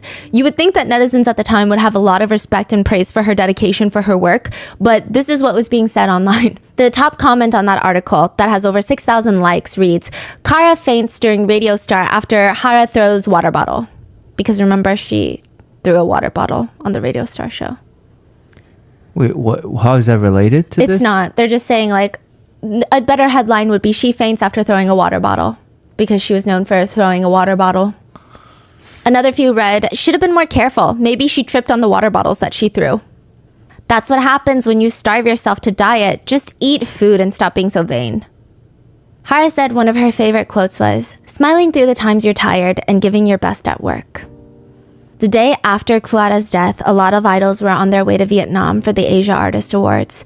A lot of them were seen wearing all black, likely out of respect for Kuara. Idols went on to social media to pay tribute to Hara, and a lot of groups even rescheduled their comebacks and listening parties. One that stood out was an Instagram post of somebody who knew her since she was a child. And it reads, our Ani was famous ever since I was in elementary school. I once went to a dance academy with a friend, and when my friend pointed at 언니 구하라, I looked and I saw this pretty and very skinny girl in loose clothing sweating buckets as she danced with all her energy.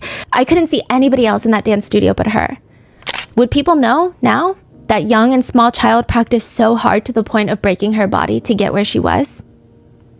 It was later revealed that Kuara's diary was found, and I'm assuming with the approval of her family, snippets of her diary were released on JTBC.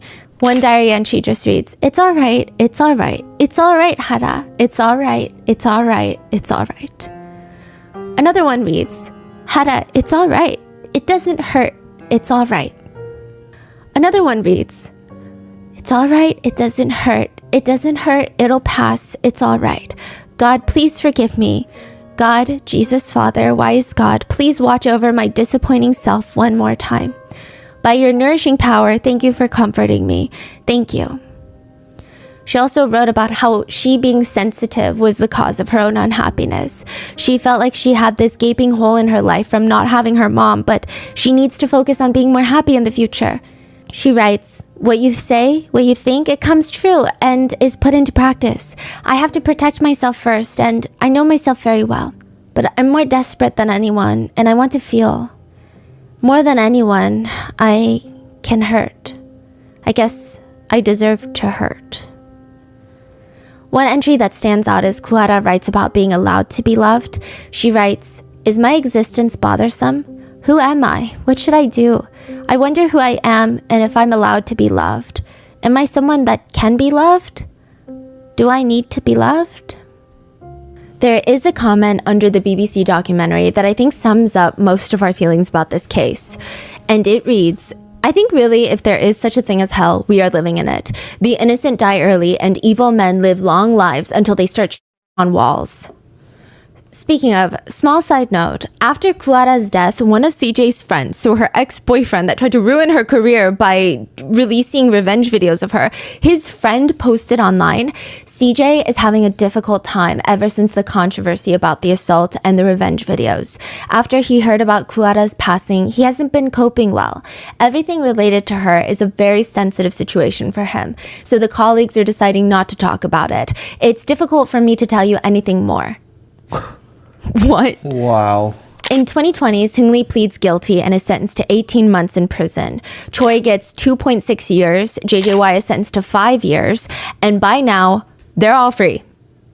Choi, the former friend of Hara's, the one that she was able to convince to give up the name of the police official, he was part of the band FT Island. He was one of the first released. He's also the one that was filmed at church. Do you remember that in episode 1? When he gets out, reporters find him in the church parking lot, to which his mom starts screaming at the reporters, defending her son, essentially saying, "God already forgave my baby boy, so who is the world to judge him?" 엄마, 기자분들이 오셨는데 막 인터뷰 하시네? 아니 그걸 왜 물어봐요? 가요. 하나님 달라.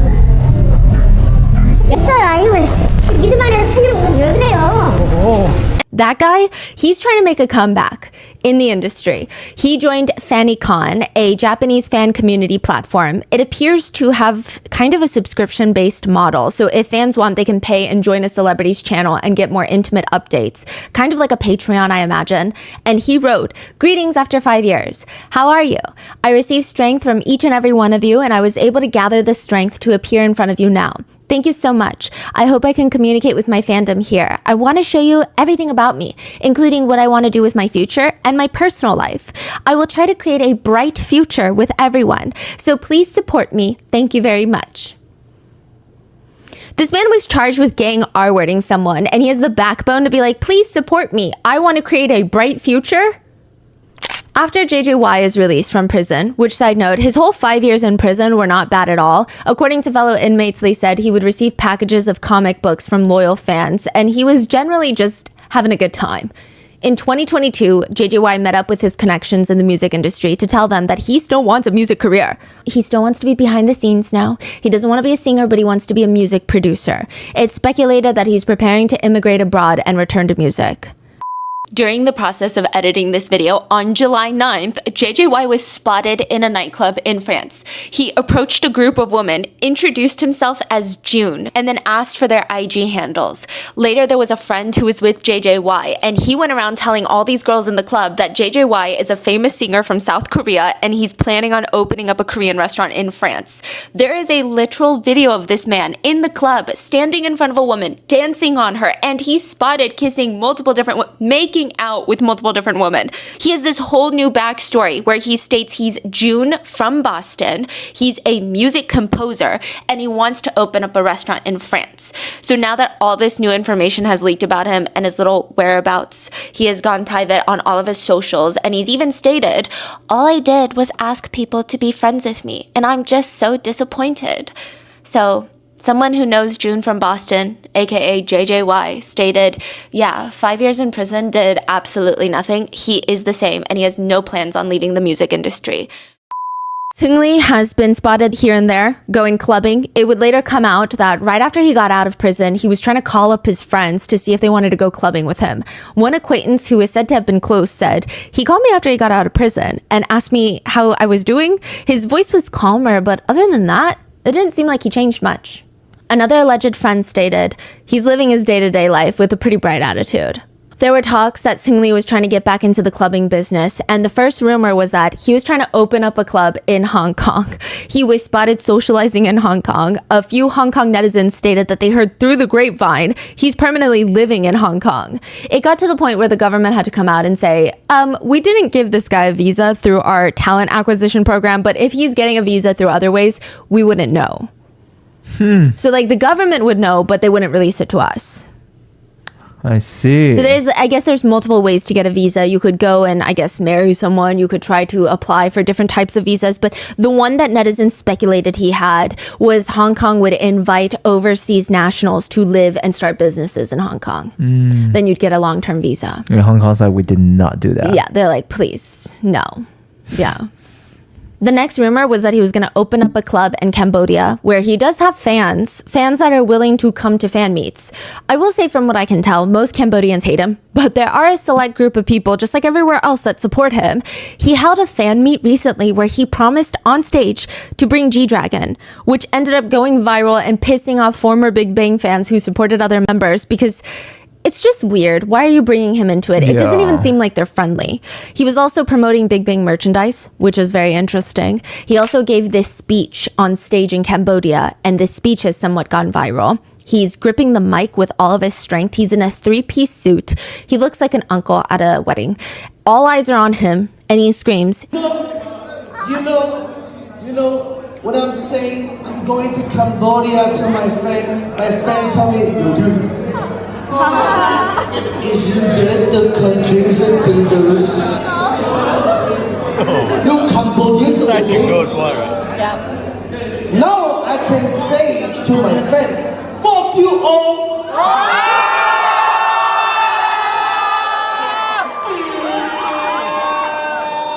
And I said, shut up and try to come here and see what English will happen in Cambodia. This the greatest country in Asia.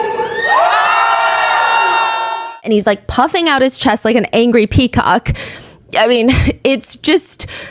Okay, taking out the morality of supporting a guy like this, just vibes-wise, this is your man. He's getting off on this attention, and he just keeps going. And I said, shut up!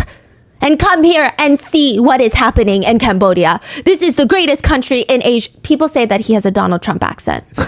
Then with the hand holding the mic, he pumps his fist into the air in a victory position, and the crowd goes wild, honestly.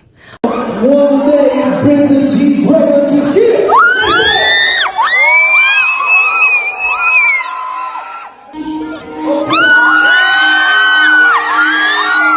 But a lot of people were really upset at this fan meet that it happened in the first place, but also because, like I said, he's stating that he's going to bring G-Dragon. It just doesn't seem like they like each other. Even when they were seen in the same group, it didn't seem like they liked Seungri. I mean, clips of the group have gone viral. This is back in the day, where on a talk show, one of the members, T.O.P., his fellow bandmate, states, "Oh, Seungri and I are complete opposites." He'll say things like, "Oh, this is how you make money." All he does is talk about money. 어느 순간부터 돈에 대한 포커스가 좀 많아진 것 같아. TOP continues, I get very worried as an older member of the group. He has some good friends, but some of his friends, I get glimpses of them at concerts and they worry me. I get the feeling that they're by his side, not because they like him, but because they like his title. The fact that Seungri plans to work with them very much worries me. 이렇게 언뜻 이제 공연장에서 이제 스쳐 지나가면서 사람 인상을 보면은 Even on stage, there's a clip of Big Bang at a concert, and TOP starts screaming, after all, Big Bang is for people forever, forever, forever. The other three members put their hands in, like, you know, those athletic games, and they start chanting forever, forever, as a play on words, as in 1, 2, 3, 4. But Big Bang has 5 members, and the member not in the pile is Seungri. 일단 무대에 내려오면 저희랑 같이 있질 않아요. 아 워낙에 또 이제 일들이 많으셔서 네, 또 일이 사업도 하고 있는 많고 일이 파티도 많고 It just seemed that as if in hindsight, the band members were over him. One straight up joked in an interview that Seungri, stop being a scammer or you're going to end up in jail. The way they talk Wait, one person said that? Yeah.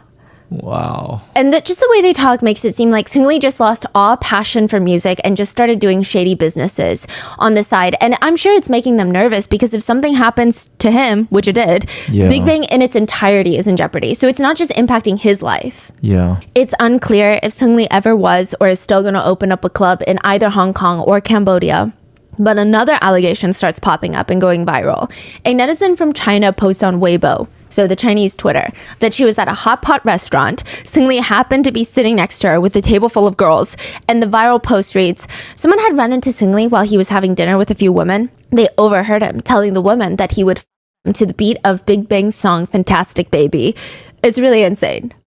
Really, like, I wish he would just back to a jail cell. He really is like a fat uncle now. I'm laughing my head off at the conversations he was having with the girls the whole night while eating. Like, literally, he's gonna to the beat of Fantastic Baby. Fantastic Baby was released in 2012. This allegedly took place in 2024. The comments read under that post, can they take him back to jail for a lifetime, please? And another depressing development in this case is, remember Kuara's first dating scandal? She was confirmed to have been dating a fellow idol, Young Junyoung. He was exposed to have received videos in a private chat room with just JJY, and it was stated that he made inappropriate comments about that explicit video. He was forced to withdraw from Highlight and went into his mandatory military enlistment. He was not legally punished, but he was labeled publicly as a bystander that did nothing. He wasn't part of the group chats, but again, like I said, he did receive a video, and he is now dating Hyuna, which is another massive K-pop idol. A lot of her fans are upset with her because, for one, she seemed somewhat close with Kuhara, like they were all part of the same generation. People believe it's breaking girl code, and it just feels kind of icky. Some fans feel really betrayed by the fact that Hyuna was more of an idol that stood for female empowerment, and now she's dating someone that is very clearly not. One comment on the BBC documentary reads, some said this was released 5 years too late, but I firmly believe this dropped just in time, just when people were about to forgive and forget, just when these criminals were about to enjoy their lives again as if nothing happened. It's the right time to be reminded of how hideous this crime was. And like I said, all the men are free. One netizen comment reads, Kuara was sexually violated, still helped Burning Sun get exposed, and still ended up dead. The Burning Sun guys are sex offenders, and they get a slap on the wrist, a kiss on their ass, and are living it up. And they still have fans. One supporter tweeted, I still don't need anyone's permission or approval to support Seungri. If I have to, I will go through this journey with him alone. Even if I'm the last one on this planet, and that you keep insulting and threatening me, I'm perfectly fine with it. At least you're not hurting him. I just want to say he's not going to pick you. I'm sorry. I mean, this is the same guy that has been sentenced to prison for organizing commercial sex services on 29 occasions in the span of 2 months. Remember, like, the first episode we did? He was, like, dating 2 women back to back? Yes. And taking them out to trips, giving them the same exact treatment? yes. Back to back? Back to back. Like, the amount of... They're living the best life. Yeah. And they're not going to choose you. Like, you could go to war for this man in my comments, in my emails, on Twitter, on your little self-published Medium articles, and, like, he's not going to even notice you, nor will he give a honestly. Like, just, I feel like there's a better way to spend your time. It's kind of sad. The crime that he was charged with does technically fall under sex trafficking. Imagine supporting a sex trafficker. That is something. The court documents also stated that he coerced 3 women, most likely his fans, to pose nude for photos in his hotel room that was in China, and he later shared those. But maybe it's this clip that really did it for them. This clip has resurfaced since the BBC documentary. It's Seungri on a reality show called I Live Alone. The clip has gone viral on Twitter with over 7 million views. Mainly people hate watching and trying to understand what's going on. It's an old clip of him. He's crocheting little booties, like shoes, for his neighbor who just had a child. He's cross-stitching, I think is the more accurate description. And he's listening to Blackpink's Playing with Fire song. He's singing along, very exaggerated. At one point, he's asked by the producers why he's cross-stitching, to which he responds, "My neighbor recently had a baby. I thought I should give her a heartfelt gift. In fact, I used to enjoy cross-stitching when I was a kid. I thought I could reminisce old memories and use my little talent while preparing a homemade gift for her." He starts cross-stitching, dancing, and then he pokes his finger with the needle and immediately drops everything to fall on the floor and overreact, rolling around, screaming, "Ah, ah!" It's very cringe. I feel like my 3-year-old niece could act better than him. Yeah, he tries his hardest to have this cute, naive little boy. But no, he's like a full grown-ass adult felon. The clip is so just really secondhand embarrassment. Netizens who agree commented, honestly, he was trying so hard to be this persona on camera, but you can tell it's all BS. It's painfully obvious this was an act. But some comments, even after the fact, so these were posted after Burning Sun gets exposed, they read, "He's just a normal person who lives his life happily. It's just that villains messed him up." What messed him up? Villains. Ma'am. I honestly think Seungri is just a normal guy who got mixed up in the wrong crowd. He is the wrong crowd. Like one sane comment reads, "It's so cringe. It's so evident that he's acting and being all cute for no reason. Sad to see he still has fans, and even those fans support him after everything he did. Shame on them. I hope he rots in hell." To which a netizen responds to them, "What the f***? You judge a person for being cute? What did he do exactly?" Oh. I mean, you could look up the court records. They tell you exactly what he did. Meanwhile, reporter Kang, the reporter that worked with Kuhara and had all the files in the USB to sort through, she said that a ton of women were reaching out to her, nervous. They would call and tell her that they were around the guys around that time and they have gaps in their memory, and they were scared that there were videos of them on there. She could hear anxiety and just panic in their voices. It's crazy that he still has fans, but I think this will tell you why. In 2015, JJY released a song called OMG. This is when Sully is accused of being a sex addict. The music video that JJY is in starts with him waking up in a bed full of women in lingerie. He tries to wake up one of them, but she's passed out to the point where it's like, I don't know if she's just hungover on alcohol. Then we get a flashback. It's a sequence of the night before and how he ends up here, mixed in with JJY the next morning, walking around the house, seeing this disaster from the house party. There's unconscious people laying around everywhere, and he starts messing with their bodies, trying to see if they'll wake up.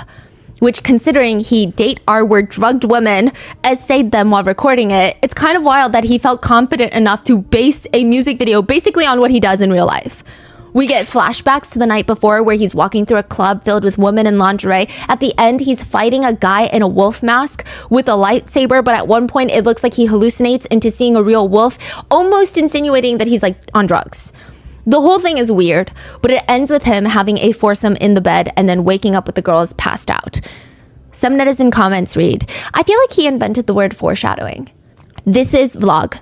When you decided to take based on a true story very seriously.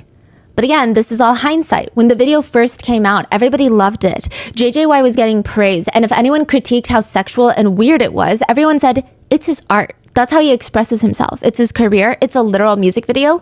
But now, netizens are comparing it to a movie Sully did around the same time. Sully worked on a movie called Real. It's an action noir film. She had this scene where she's topless. First of all, who cares? Second of all, it's for a film. Just like it could be argued that all the scandalous racy scenes in JJY's music video are for his art, for his work. Same with Sully. Where is the difference? But the comments under articles about her new film, they read, she's already running around exposing her nipples, not like this is a big deal to her anyway. I can already tell by the stuff she shares on her social media that she wouldn't use a body double. I really don't understand at all why SM Entertainment still has her under them. She's pretty, I'll admit that, but her body's whatever and her personality is just hopeless. She exposes her top half on her own without much prompting anyway. Feels like we've already seen it all. But more than that, she had a scene in the movie where her character does drugs. In South Korea, drug usage is considered one of the worst things you could ever do. It's probably worse than essaying people. Honestly, that's how they see it in the law, okay? They take it very seriously. Sully had zero experience with drugs. So in this attempt to figure out what it would look like, how she was supposed to act, she starts watching 5 movies a day where the main character does drugs. Her friends asked her, why are you doing that? And she said, I don't know what that looks like, so I just really want to do a good job on this. Because it makes sense considering she left FX to pursue acting. She has a lot of pressure. It's clear, like she needs to do well. But netizens thought she acted too well. They argued that only a real drug user would behave like that. From then on, the title of being a drug user starts following Sully, and everything she does is just further confirmation that she's a drug user. She talks a little bit slower compared to others. I don't even think that she talks slow. They say she's on drugs. They would take pictures of her pupils, compare them to other drug users, and it seems like she does naturally have bigger pupils because a lot of people were showing pictures of her where she's clearly not on drugs, like during interviews, and her pupils seem enlarged, like bigger than most people. But they're taking that as evidence that she's doing drugs and putting them side by side with drug users' pupils. It was a lot. So when JJY does it, it's his craft, it's his art, it's his expression of creativity. But when Sully does it, she's a drug addict and a slut for showing her breast. One netizen comment focuses on the double standard in the industry, and this is present not just in the K-pop world, but Hollywood, Bollywood, everywhere. The comment reads, men could tie the industry's grandma to the town square pole, and the industry itself would hand the men tomatoes to throw. Women, they breathe wrong, and the industry will shit them out in the shower and stomp on them down the drain. Even after the Burning Sun case, there were protests of women in South Korea holding up signs. For women, everywhere we go feels like the club Burning Sun. But a lot of men stepped in to say that this was truly unfair, that the men felt like they were being unfairly targeted by criminals. What? They're like calling women criminals. Yeah, I mean, it's everywhere. It's in the US too. You bring it up and then it's, what about the women that lie and ruin men's lives about SA? So that was what was happening here afterwards. Another friend of Seungri said, if Seungri's Kakao messages are a crime, then aren't all Korean men criminals? What? Yeah.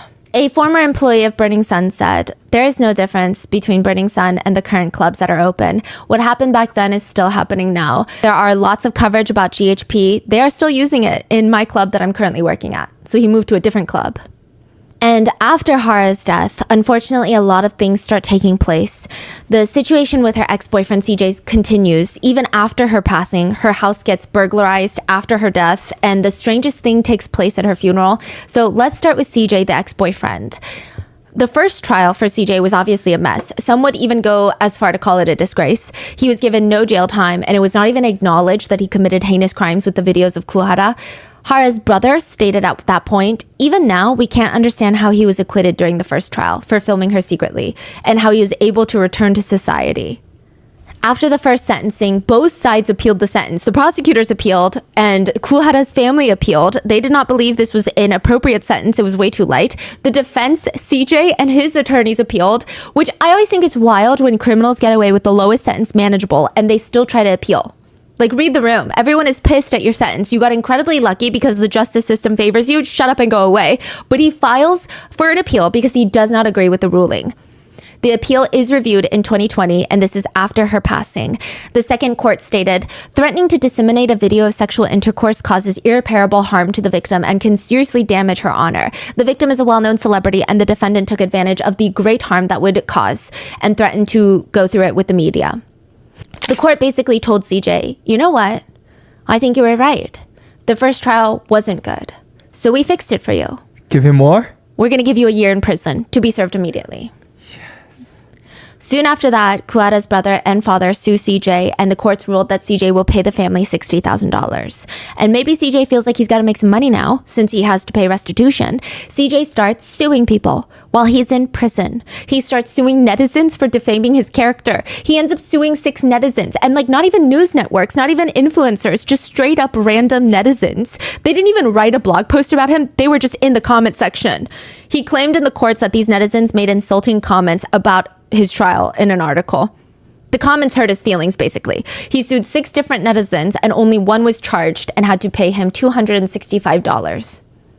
Then there was the situation with the safe. The safe is currently making its rounds on the internet again. But this happened January 2020. So a little over a month after Hara's death, someone broke into her home and stole her safe. There's a few reasons that everyone's still talking about this, but especially now with her connection to Burning Sun. First of all, the burglar was caught on CCTV camera, masked up with a hat and gloves, but they're still caught trying to get into Kuara's place. Now get this, the thief tries the front door, puts in a passcode, does not get access because Hara's brother had changed her code. But it was the correct code. Yes, before. So it's a friend or someone that knows it. Yeah. The thief then starts looking for another way in, scales the wall, and enters through the second floor balcony. Side note, another suspicious detail is this happened 49 days after her passing, so her family were paying their respects, as with Buddhist tradition. The 49th day of someone's death is a time to say goodbye again. So on that exact day, the Yes. families are busy. Yes. And someone broke in. Wow. Nothing else in the house was touched, rummaged through, or taken. She had designer bags in her closet. She had jewelry. None of that was touched. Her safe was taken. Her How safe, big was it? A big safe? 60 pounds. They hauled a 60-pound safe out Yes. bare hand? Yeah. How? I don't know. 60 pounds? Yeah. Okay, maybe like more like 50, but it was 50 to 60 pounds. What? Yeah. And she was known to put some jewelry, investment documents, and some old phones of hers in there. So let's work through this. If the thief wanted her jewelry that's in there, it's clear that they would want money, right? Why didn't they take any other valuables in the house? She had other jewelry laying around. She had designer bags laying around. None of that was even touched. Okay, do they want her investment documents? That would be very difficult to do anything with those without being caught. It's not like anyone can easily transfer her investments into their name, especially add the fact that she's a very public figure and her death was very, very public. Then the third thing that we know is in her safe are her old phones. What would anyone want to gain from getting her old phones? Maybe there was something she had on there that someone didn't want everyone to see. So there are speculations now with her connection to Burning Sun that she might have more evidence on there. And someone associated with Burning Sun is the allegation, had someone go in and steal that safe. Again, this is all speculation because the thief has still yet to be identified. All we know is that the thief is a man, slim build, about 5'11", wears glasses, and appears to be in his 20s or 30s.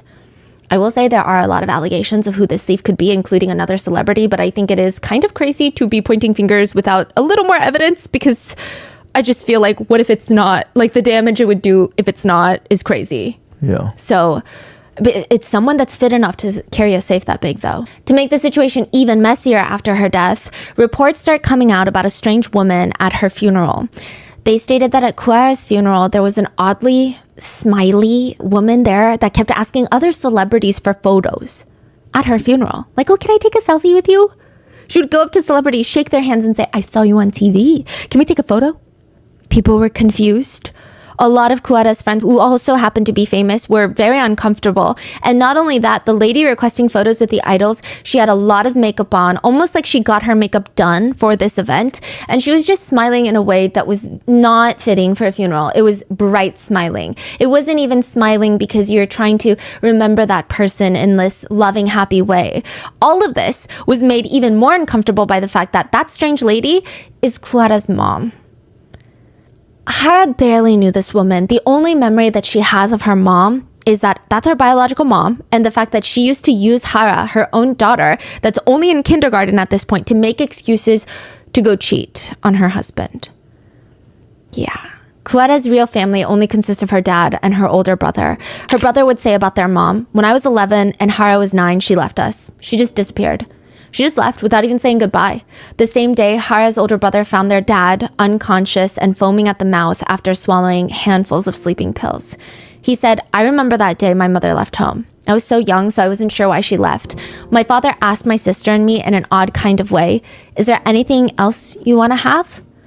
That night, he attempted to self-exit. He said, my sister and I watched together as my father was put in an ambulance. To my sister Hara, who was only in 2nd grade at the time, our mother's sudden absence and my father's pain must have caused her sadness. It was a huge thing for them. Thankfully, their father survived, but it was always a wound that they would have. Side note, they were pretty much completely estranged from their mother, but in 2017, Kuara does reach out one time. Kuwata regrets this meeting. I mean, she said it was very foreign and strange. The energy was just off, which turned out to be true. There were allegations that Kuwata's mom was mainly interested in being able to brag that she was Kuwata's mom. Their very first meeting after so long, Kuwata just wanted to meet her, talk to her, get a hug, get some closure. But her mom shows up with her relatives' kids that were all fans of Kuwata, her friends' children that are all friends of Kuwata. She made some sad excuse on why she never reached out. And the worst part of all of this is for the 20 years of not seeing her mom, Kuwata found out that she only lived 10 minutes away. And she was going around telling all of her friends that she was Kuwata's mom. She kept tabs on everything Kuwata was doing so that she could brag to her friends about it. Wow, that is so sick and twisted. Yeah, it's bad. So why now? Why is she suddenly at Kuwata's funeral, dressed in black, acting like this heartbroken mom who was always in her life and just is so devastated? Also, I thought she's very happy. Yeah, like she would go through emotions where she acts sad and she's like, no, I need to be the person that stands next to her casket and gets all the bows from people because you have to bow to the family. And then she would go back to like, can we take a selfie? And then she would like cry. And then can we take a selfie? Also, why did she come with lawyers? She showed up to the funeral with lawyers. Kuwata's brother and father would soon find out that she was there to go after Kuwata's inheritance. It's unclear exactly how much Kuwata was worth, but she had a building that was worth 2.3 million. She had another apartment that was worth 900,000. That's just her real estate profile. There could be a lot of other assets we don't know about. That's what she's after. After her death, there would be this whole legal battle between brother and father and then mom, which, by the way, she had a chance. Under Korean law, if someone does not have a will or children or is unmarried, their inheritance goes to their parents. There's no stipulation that the parents have to have been a part of the child's life to get the inheritance. Just by being the parent on the birth certificate is enough.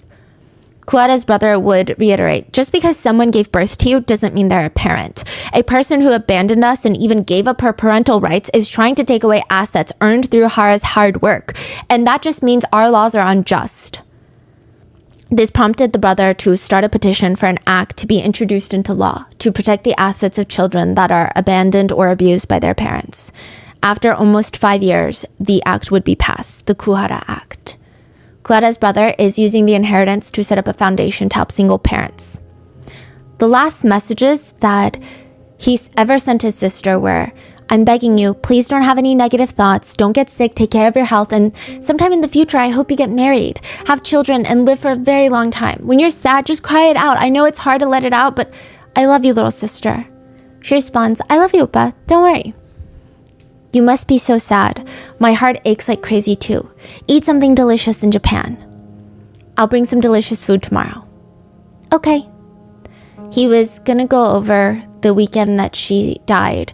She told him no, she wanted to go to a party. She didn't ever go to a party.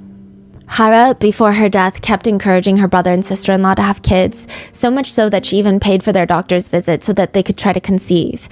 After Hara's funeral, her brother came home. He was a mess at this point, and his wife was in tears and she told him that she was pregnant. He said, I cried so much then. I was so sad. If she had just waited a few days, if she hadn't made that choice, she would have been an aunt. August 10th, 2020, Kuwata's niece, Ku Harin, was born. Hara's brother would say, she reminds me so much of my little sister, and it makes me cry. Our Hara always talked about wanting a niece and even bought us nutritional supplements, so we decided to name her after the name that she thought was the prettiest. As for Kuwata's dad, he said, she used to go to Japan for promotions a lot, so now I often try to think, my daughter is in Japan. She's in Japan right now, alive and working. It helps me find comfort in some ways. And that is the case of The Burning Sun, the hopefully final episode. And what are your thoughts? I just think it's crazy, the juxtaposition of the timelines of what the girls are getting cyberbullied for and all their quote scandals and controversies and how everybody turns on them. And then these guys are doing some of the most heinous crimes imaginable and they still to this day have fans. They have supporters. What are your thoughts? Let me know in the comments and please stay safe. I will see you guys in the next one.